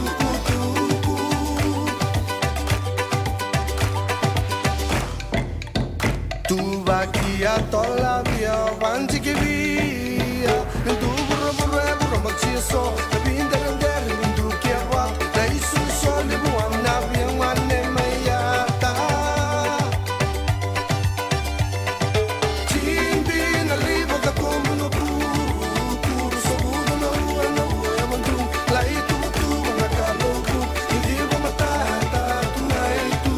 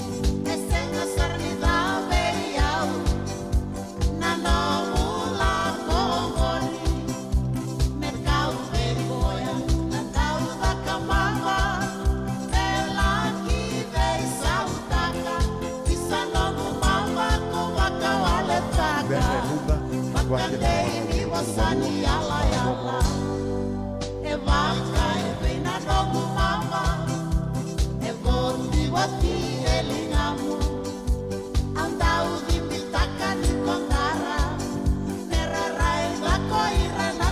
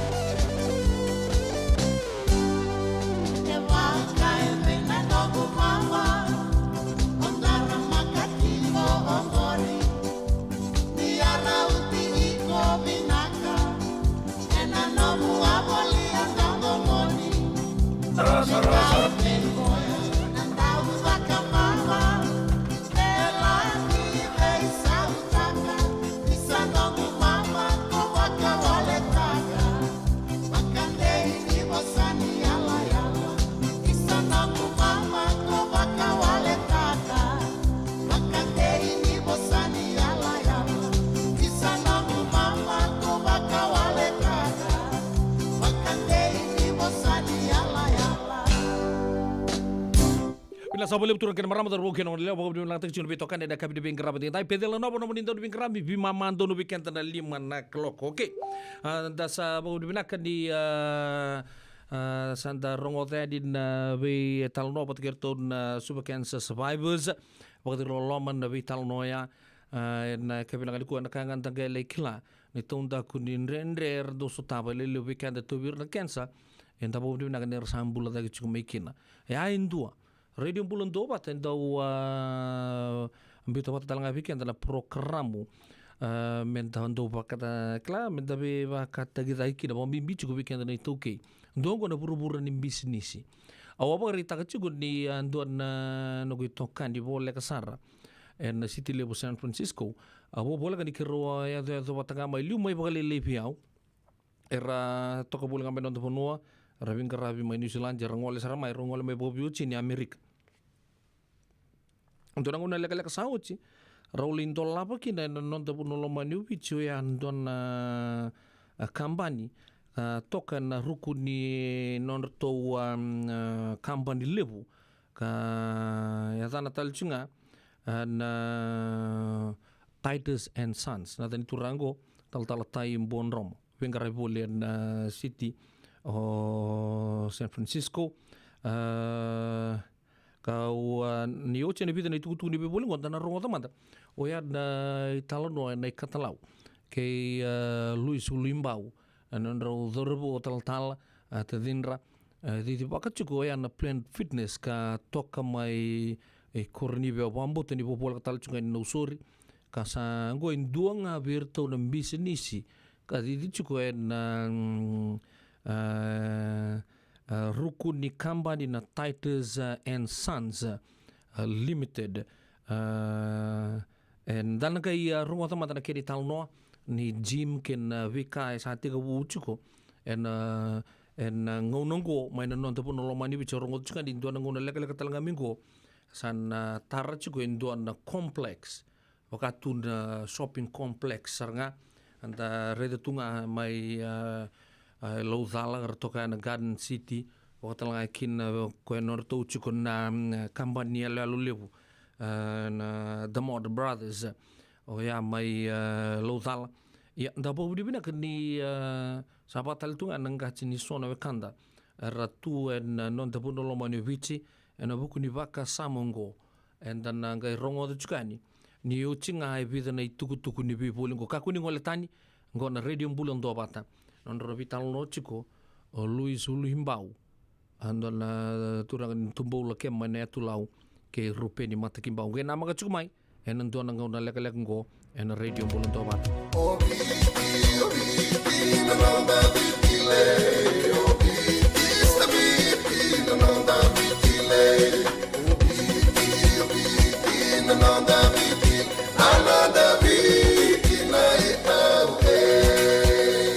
na nonda biti ke ngasini buli paulange reki rongodi ena 5 na kaloko ena kabini lotule be kemundo e Amerika tini karona kaloko ena singale buli baka romboka be kemundo mai viti ena Radio Bulan Dobata San Francisco me kauti kenda batama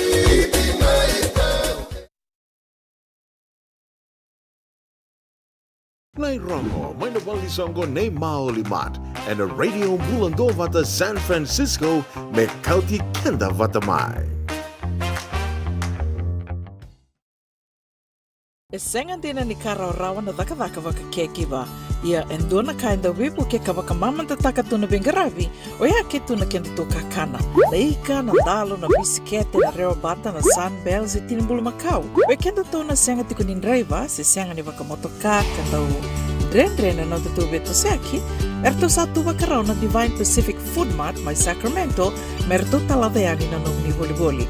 Rawa sara, we tartar ngayani na taliboni diwa dua ono toluwa diwa ono saibarua, merto wakarotaka katalada mai na nungni boli-boli, ena kena ngona totolo tua.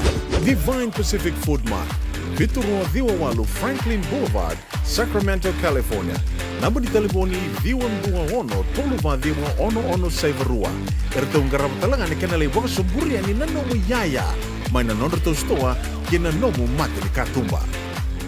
Isa, meda kang beka bata na kango. Nadabaya? O sabi wala kiba ka lefum ni daka yo senga ni kilana na meda kaba.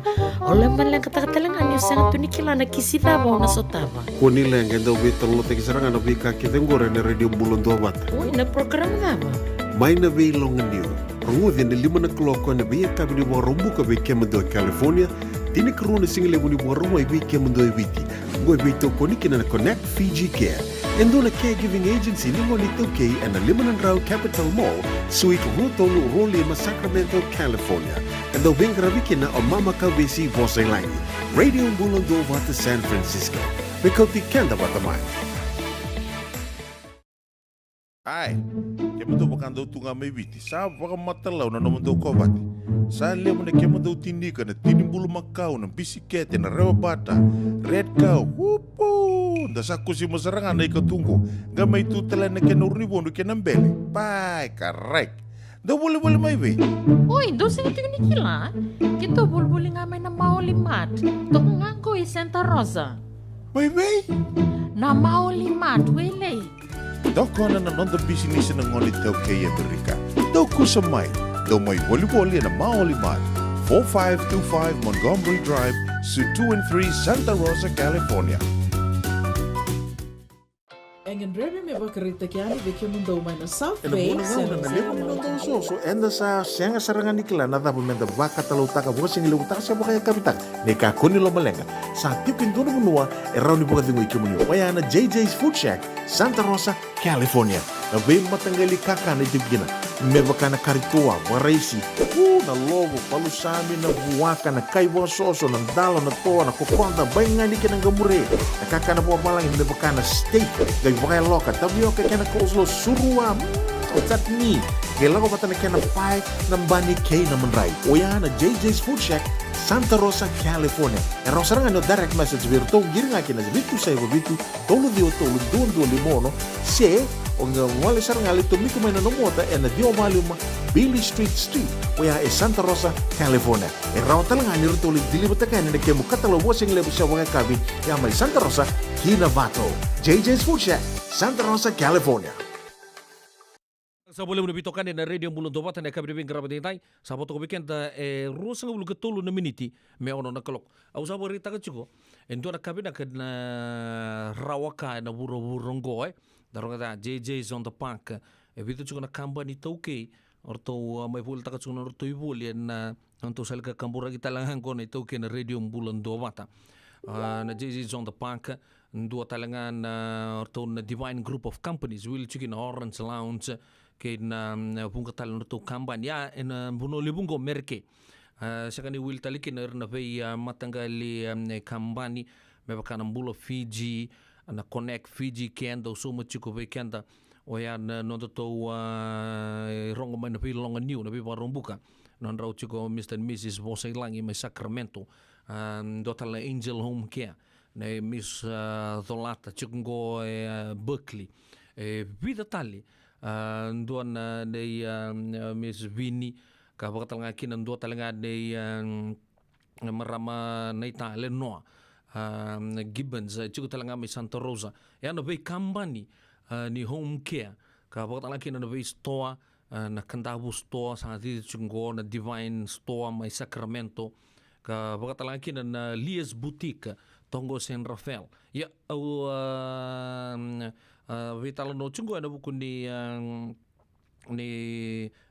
kena sama itu star chungo bulan na bulan lewu merke ya ndo la turanga bo reta chungo di teka bulan to na gymnasium ka na gym na bulan ni baku koyango mai kornibio bombo te video chunga era di chuko na ngo klani chuko na USP gym na gym mai na YMCA mai no to kurturanga lewu suba baka siang nile buko baka ko tunggo weekend de merke ndage lak ngai no biasa ni ngoni sala tunggo sartuki na gymnasium dira kan dibita na orto na salvation na amin na bi kabaya nda bo binaka ni salin dola tala ndora tamba ni Planet Fitness o ya men non tapuno lo mani bichka toka na ruku ni kambaningo na Titus and Sons Enterprise kan dana rongo tama tana bitala noa mai rupe ni matakin bau indo talaga na contributan di nonto sali ka kamburai kingo na radio bulon do wata na vitalo no nei katala undonga na vitalo leka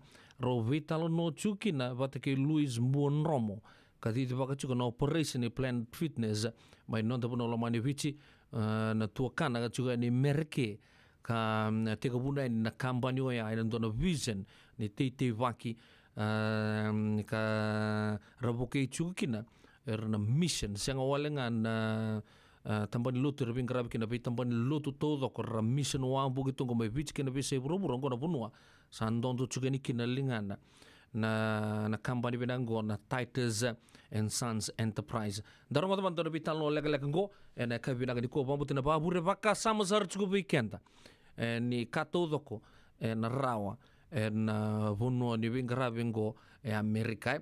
Ya na bital nongo na reading bulun do bata ko me kina kono na sapoto weekend tin ke na miniti me ono na kalo kon darong teman teman raw bital no rupe ni matakin bau ke Luis Luimbau neka vinaka dikua. Na turang na marama ni dobo ti umay na nandangao ni katalaw na matani ko anda buka binibinati na vito ko ni Fijian Holdings Unit Trust.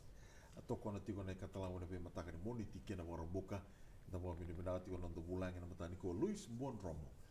Ngoli ti umay na songo na Hope Rugby go indo na songo rugby bu sangga ito yung butek nga sa mamadala tangatong ko na itubuto borto sa tubo lagat balatin nirto si tingo na program ni sot teleabitu bulan November sananggay didiki na nanonood to rugby academy sa totoka pagawuti na buwanan no sa tingo to nano mundo down vivotabuliti yoklen sana tiko nano mundo kalabo ni rugby sana tiko watala nano mundo coaching staff ranindo mo nano mundo mamadalakina Naka ato wata, kala na madao sao chiki tu senta kana ni tu head coach sena head of academy ko mena dito kitu lo ni tol na maki.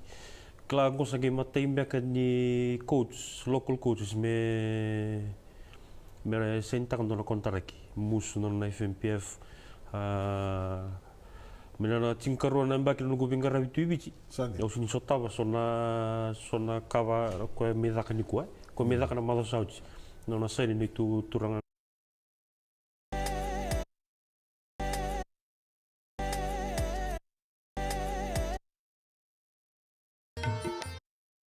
takana ni tu head coach sena head of academy ko mena dito kitu no ni tol na mbaki.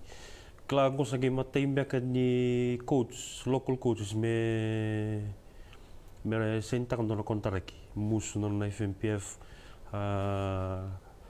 mena na tingkaro na mbaki no gubinga rabi tu bici. Ya usini sotava sona kawa ko medaka ni ko medaka na malo sauti. No na sai ni tu turanga ni tu head coach. Santina. Na kena senta kino na bisomi. Wata kena wakasarangan ndo ngana daka wakasar to ndo na kontrak ni club sa professional club rugby club serang sandi no sa utala sa girongo de tingo tu ni maten de wiwiaw nungu rongo to no muni mamadal tani sa sai ni takana no kontrak na no mundo don wi wakata buli ni kena do klato ngora be sona be kalabungo sa iyo binaka sa taratu mendengai ini sa ala ketua na binaka so binaka tu sa kene boro tu bikan tempat ni sen dado betul kan kandu sali 30 nunggu na Hope Rugby sa do na mga nanu binaka talitang sara na numundo bakasa o sa numundo dami matabuli do sa senta ba ni tondo ni bitabuli do Royal Liberating to Verata tondo ni mikitu advertise tak na pepa na post ni coach sama ningai watu lawanga mikino nangasi na nitu turang direct taito lendo bonrom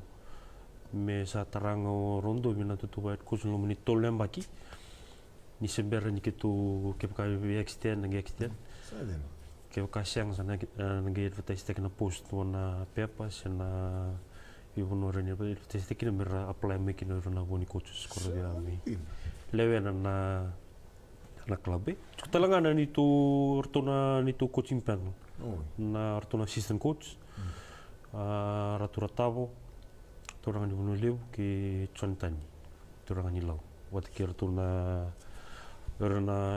strength and conditioning coach gorang ngone wuli mai na Fiji National University FNU ra wuli chuko na sports science Kalau nggak tahu ni bayo na FNU me Australia me renang wane. Sampai practical sana. Sampai practical sa cunga. Satu tosar na club lebih.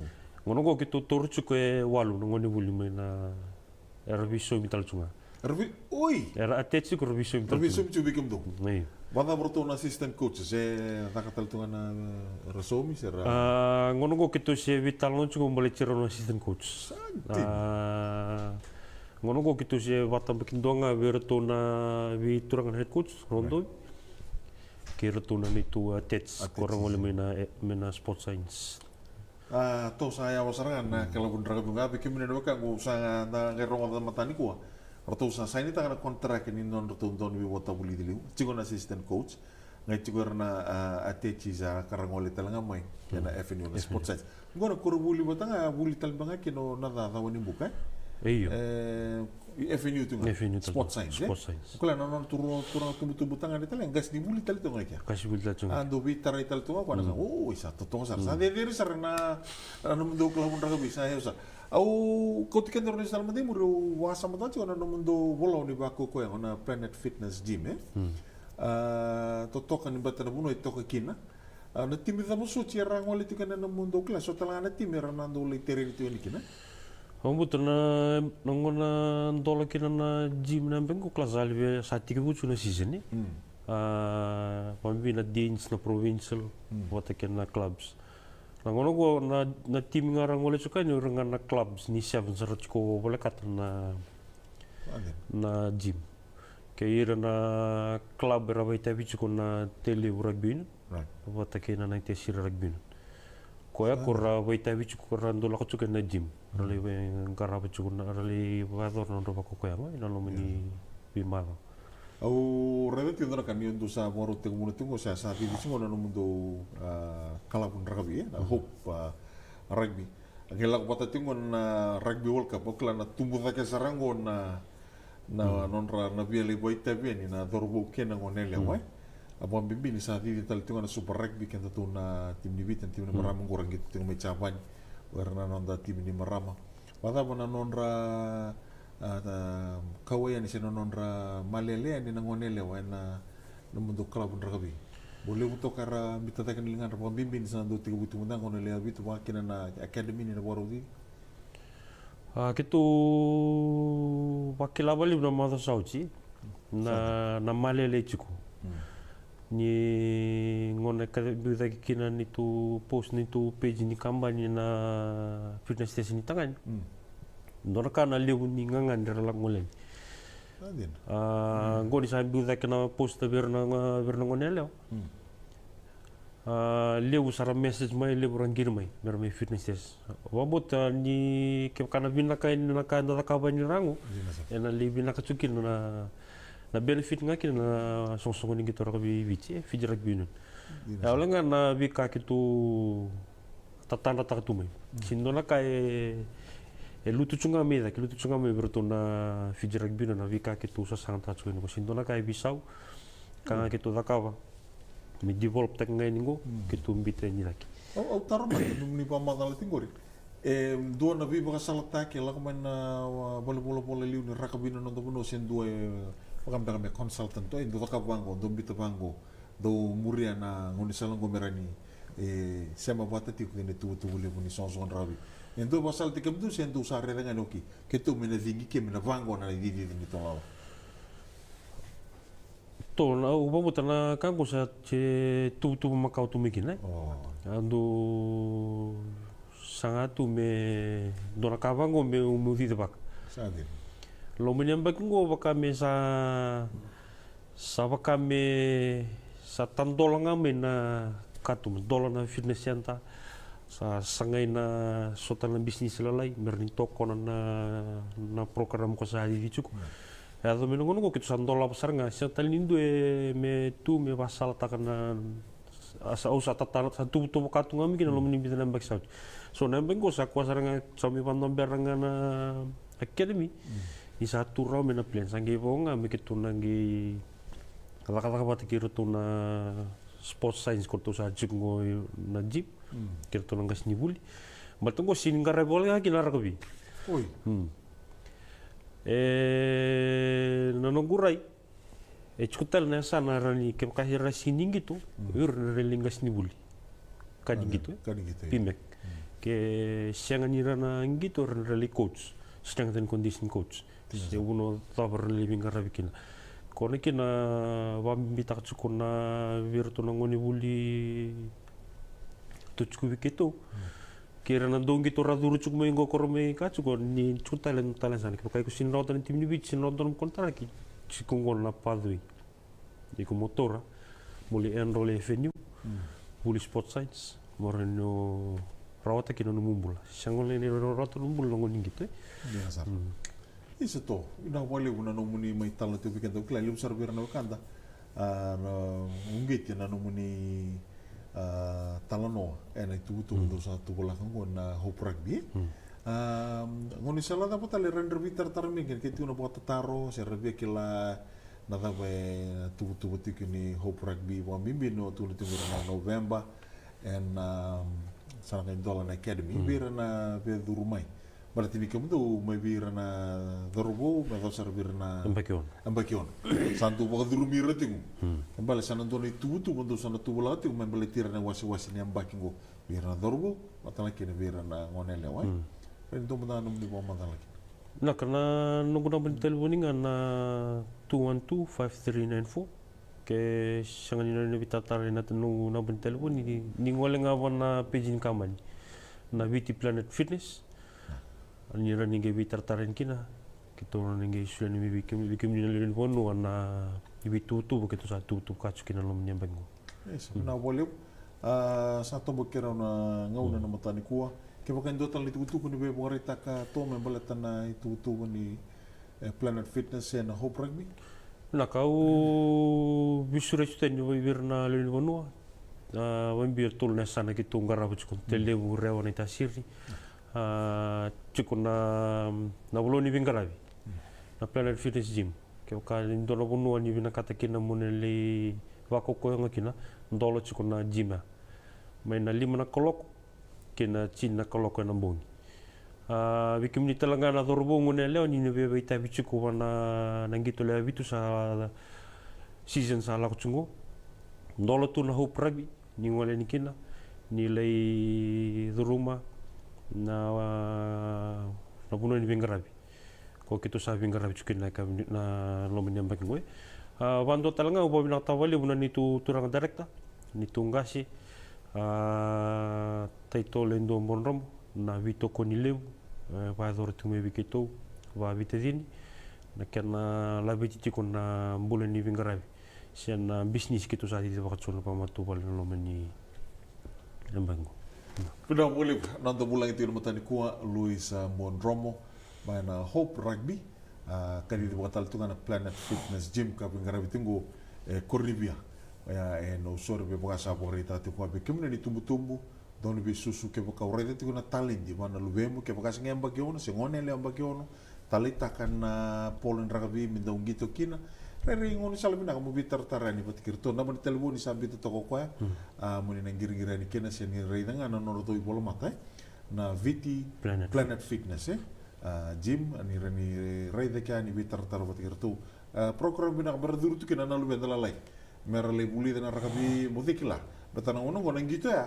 sarani kota mai rarau tu kena bula na nonta ngono ngono buru-buru ta sambul untuk itu na ngono gue ya bina boleh bu to sabun di bina tu kan na katala wana buni program wana itu untuk satu latiko to ndina na bwana na no to minda kuna wa bibi mata ini kala buni rakabi bite muru roda me saini taka na kena don bi tawlidi endo na kontra kan begitu to ka bago na boleh sabon di bina tu kan na buku ni tubutu wa na lomon yang bago sar me tabu kini rongauna na matani kuwa na ndona dengu lakalaka au na lestal mai udah sabole bu rupen di biket rabi kon lamani na tambon rupi talno Luis Mondromo ke rupen de katalau wa mai bina kata menda rongota na kena sa toso tete sarju na vingarabi ni kamba di binakan Titus and Sons Enterprise mai na non tapono lomani bici tiga bu na Planet Fitness Fiji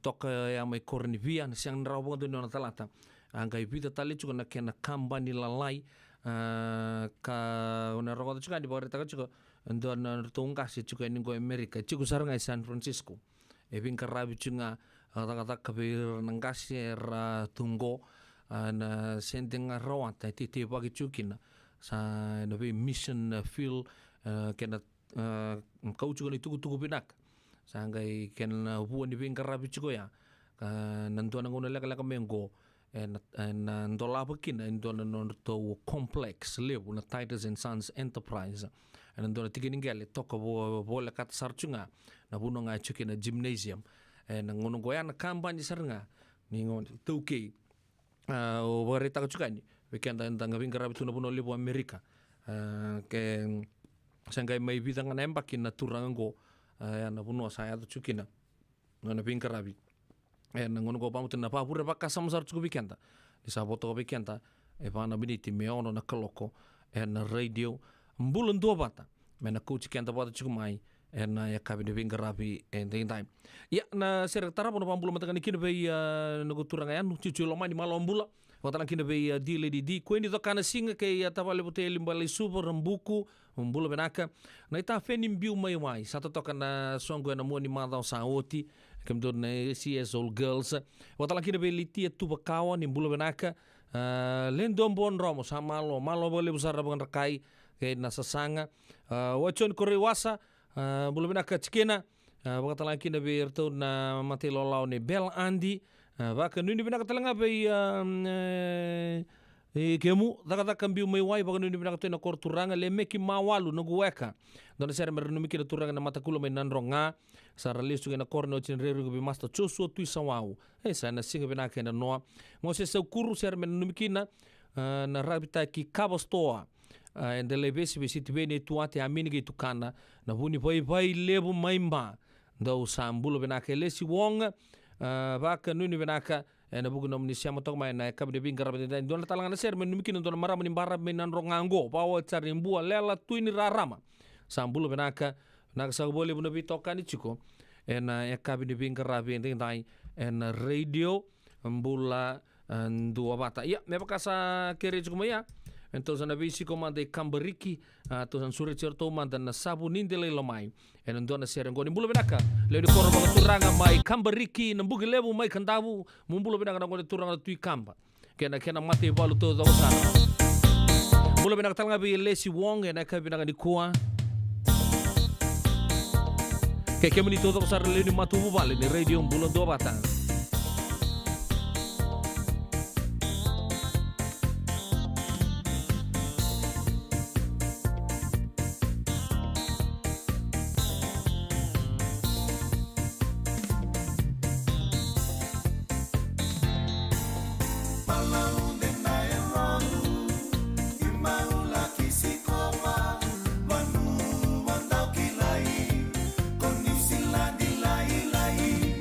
Diriam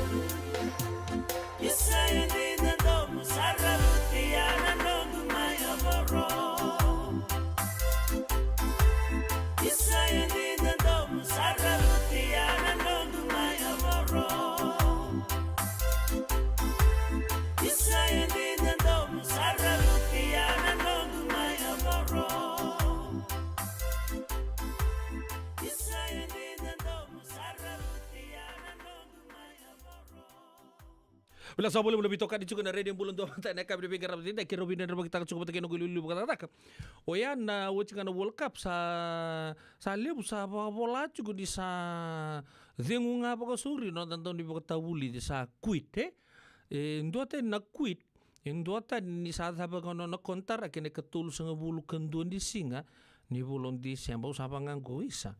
Ele weekend sa polo tunggu na Facebook indo na kabina katalangan ko menta kelabi na kacukur na nanduin ni bosai na quit wata kene sa bang anak kontar kene ketul sanga bulkan do ni Desember.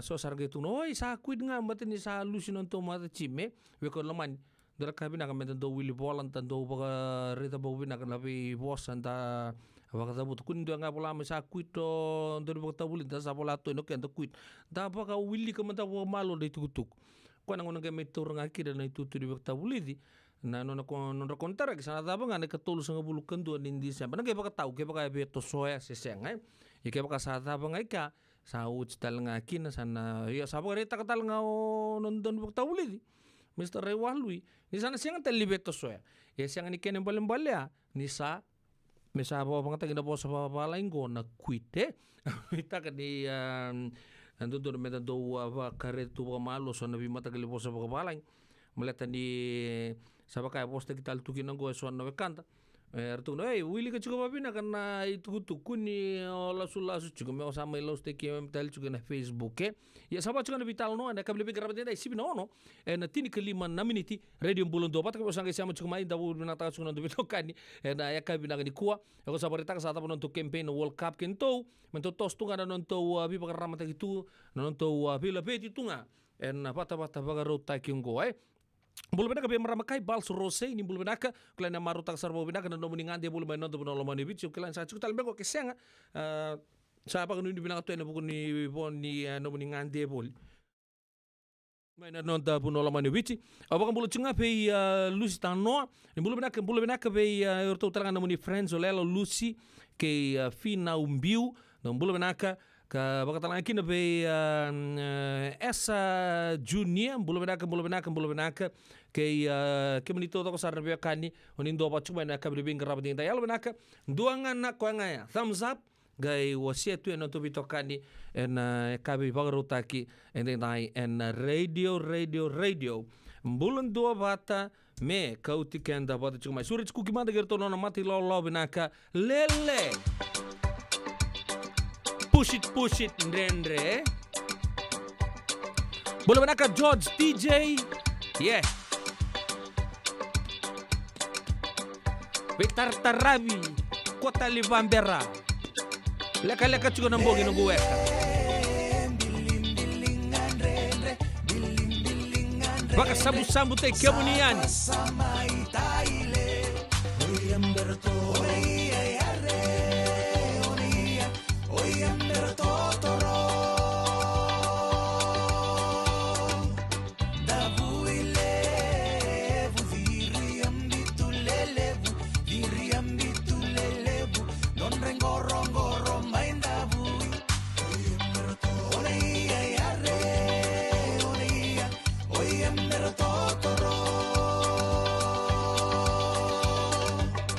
Say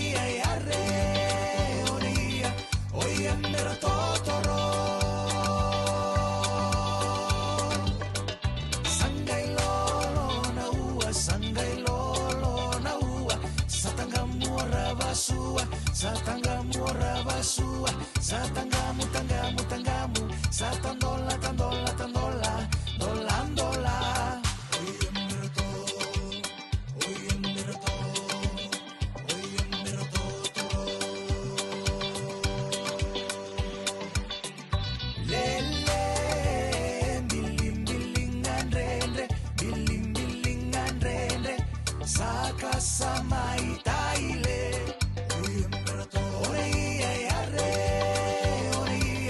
Oia mera totoro Davuile Viriambitu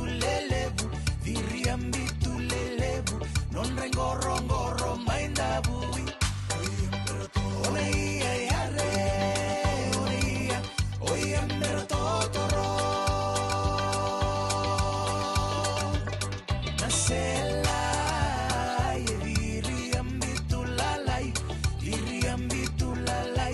Non rengoro mai nase Oia yare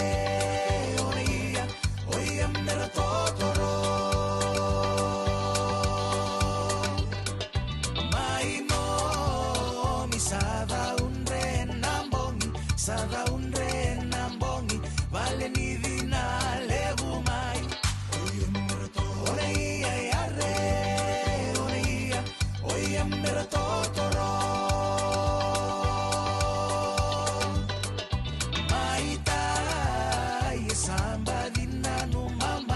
Sambadina no mamai Vale nimbia levu mai Oia yare Oia mera totoro Sangai lolo na ua Satangamu ravasua Satangamu tangamu Satandola Dolandola Oia yare Oia mera totoro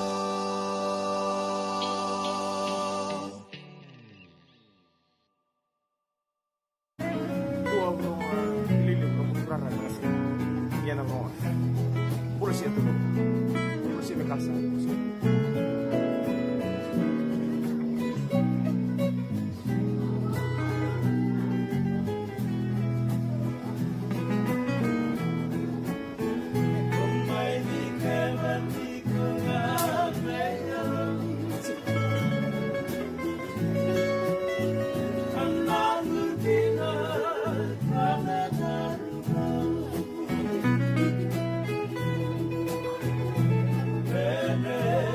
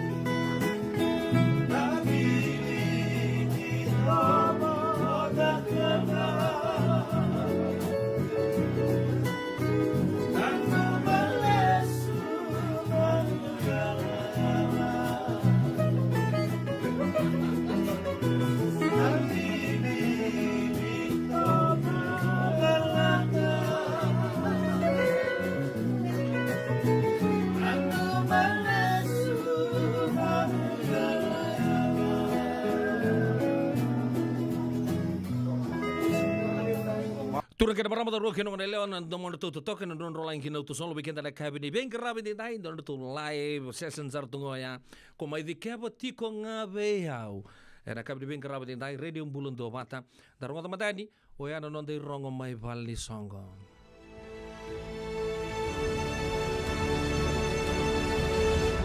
Ongo na rongo mai balani songo and a radio bulun do mata San Francisco mekauti kanda vatamai. Anda pokok bina juga nak kabar bina kan mau lima ten bukan naruto bito ko di siko and nanda rongo babali song ko na kabar bina kan dikuah. Ando sangan bisuret siko bisuret tiraram bikin ada turangan meramal lo mana san bukan turang kandabu hotel lagi na bikin ada semer lo mana san kandabu. Ada buku cunga ni kandabu day USA. Anda buat terus cunga en singa wakerawai serangan gua kerus ngabul kendua ni singa ni bulau ketoba. Ronon dolu rosa ngabul ketolu mana tini kendua na keloko kina vana keloko yan songo ni sana boko turang kandabu USA 2020 kandabu day USA 2023 na tega buta kisu kanon to songo o ya mai na tini kendua me ado chiko na kabi na vana keloko andona kena baka dingu lai ana ka beba itomani en buku ni kandabu USA Island Night kana baka dur chuka na puno batanga baka dur kina na songo en singa o na Paradise Hall Rua 58 Roseland Avenue Santa Rosa California 95407 na Island Night en kena tikite e tau ya rosanga bulu kalima an dola rao ni ngai bitartar mai be tapala ploso na bulu rua. En dan number di telefon ni 707-843-8273. Ya nabi sure cukup bikin naturangan marama terbu kena kone lewa. Bimbi cukup bikin dona ni to wek kami na moiran ni non to bonua. Dan ali suatu to doko yani. Sangat bago ikini kami ni naturangan marama na ita. Lomai viti te lebu ke na be bonua tale so. Bakatala kini bikin do mai ni to wek. Zaka un robin buak ke maduatan. Ke ongan lala. Sika bago roen gobo itu Santa Rosa kena be bonua boleh kanta. En Rua 58 Roseland Avenue, Santa Rosa, California 95407, en Paradise Hall, en bago dur chuki no ya na kandabu de USA. Tini kendua kina pa, mai na ono kina tini kerua na keloko na matakalele dada ni singa tarapa. Ya na kandabu USA Island Night, en bago dur telchunga na Paradise Hall en le Rua 58 Roseland Avenue. Ya na itu kutu weekend, en tanangai sota kede ni kina bago lewu na wasi bachunga na buno ndana binga rab chukina na tikin na thon lasi o tanga kina na tikin korisoso vale sansa ke nambala ninge ngole ngayani ndana ngale sota ni kina bogo bumale ena boko de kandabu de ronon dolu rosa bulu ketolu sabina kala ikaru di tutu weekend na kabide binga rab ni ndai o ya indon wamboton don a marriage conference go I still do a marriage conference ka na bagadur chiko en meu na reza mande ani na kia na matele weekend na ka vina ni kuwa au sana ambito matanga ni weekend na ka vina ni kuwa na vital nongo ko sabore ta chiko na 2-day pass na buku ni I still do marriage conference and donan raw wasanga bulu per person a 2-day pass na karosa bulu kabitu kena karosa bulu kawalu ni okotoba mai na walu kina tolu discovering the way God intended marriage to be erton bita pata chuko na Living Water International Christian Assembly wean marriage conference go Wai tabi chuki na Pastor Moses and Catherine O'Connor bakatala kina wai Pastor Manasa ke seni mili kolibuso ke bakao ni be ngole na buku ni huli ni bagawati ngo ngirita na nabo ni taliboni ngo pandua 5 ruo diwa vitu saiba ndua diwa pandua tale 415-299-7019 se ono 5 saiba 2 va vitu saiba walu se 650-501-4708. Aero ni tukutuku ya tu mai bikenta ena kabi de benga rabin dai abambo tu nang gebi tukutuku ni tak chugan ena bi tukutuku to dok sara e ado chuko mai ena ya kabi de benga rabin dai ena radio bulan 2 bata, me kauti kendaru bata, tiga main. Nada besar mata me boleh kena dona no life insurance policy my Lincoln Heritage. Sinang ayaw sa nagkakil ni Tuta, nagkakil kabito ni Agostita na 2022, o sangkir ta kasarabiri ni tauna. Kami ngaya, kena mata ngaya salah ko mana check. Sangat tali ni pera, sangat sarangan ni pera palilai. In time sarangan mai. So ang tali wara ka tali tunda wara. Kubertungko. Kau saya lo buat bengo, kamu bilang tak. Nakamban bilang kan gua na heritage link. Ni, namun lebih nak sarangan. Sangat tali itu nak kaya. Wakatar tutu nak kena. Takkan nak kena pepo work itu tak. Kami sumi. Nak kira kena timber na faka. Sen tu bikin dari labur liwaya. Minta samu kina kisi, tapi ni marong kina ngona mojuri paling bula. Kaki baik kabel tak bodoh na insuang. Baya serangan apa pun. The Lincoln Heritage Life Insurance dondonga, eso mana claim mana lo mana rusang bulu kabanewa. Kaya saruan nambah kau tina polisi gaya tu na lenga, iko na beba se orai. Tapi mati se siang. Raw sarana baga leo fo mana telefoni. Text mai kina mas seva walu bandu tolu walu 5 ena kena itu materi lain. Doyan Robina kana marama naita. Do samba di ba kusa iwe. Yandra naita. Kita sili katalau mande na Orange Lounge. Maleka. Warasan badi kata-kata pinakasar tunga toboy simpamba kau. Gai wai dala tu kinambata. Koe serengan kori. Sono ngona santa pinakat serengan na kenta kakana. Dina to zoko. Keba kita sana berata ini bagai singelebu, kita sana gali bagai kabin ngaya ni kena. Na Orange Lounge, kata lau bagai singelebu se bagai kabi, baru tegi tu bagai manggo sanggai to tokan na buno ni kana. Mai na menda tu identity, kena bagai singelebu se bagai kabi me bakana bagai sekera. Na sui, ika tamu teke roro bagai lolo kena vida tale. Gira ramo klana menu ni singoya. Na Orange Lounge, tolo-tolong 2 Orange Street, Santa Rosa. Yang dua tala na tambang di Bingarabi ni Divine Group of Companies. Dola mena wala keloka na mataka, kina wala keloka anambongi moniti kina singatambu.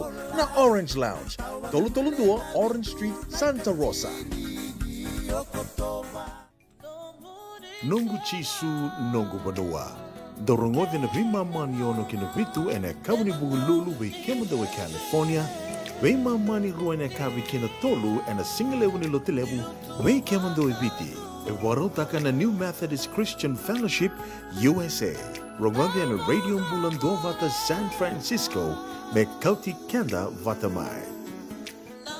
Ai, kemudo bakando tunga me viti. Sa baka matalaw na namundo kobati. Sa lemo na kemudo tindika na tinimbulu makau na bisikete na rewa bata. Red cow, wupo. Dasa kusi masarangan na ikatungo. Gamay tutala na kenuribo no kenambele. Pai, correct.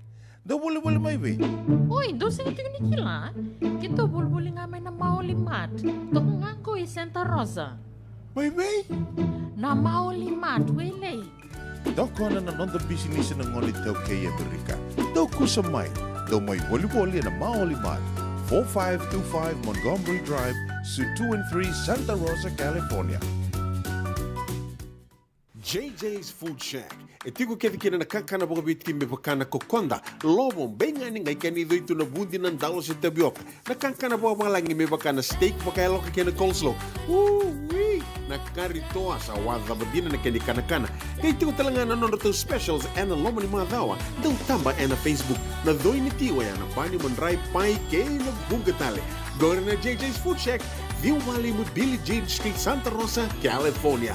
Karo talagang rato dili mo yang may Santa Rosa, may ato saray ni Kinavato. Giritirito sana kina Vitu Saiba Vitu Tolo Dio Tolo Duntua Limono. JJ's Food Shack, Santa Rosa, California. Radio Bulan Dovata, me kauti kenda vatamai. Mai San Francisco ki burubura. Sema mai ngai wase yani.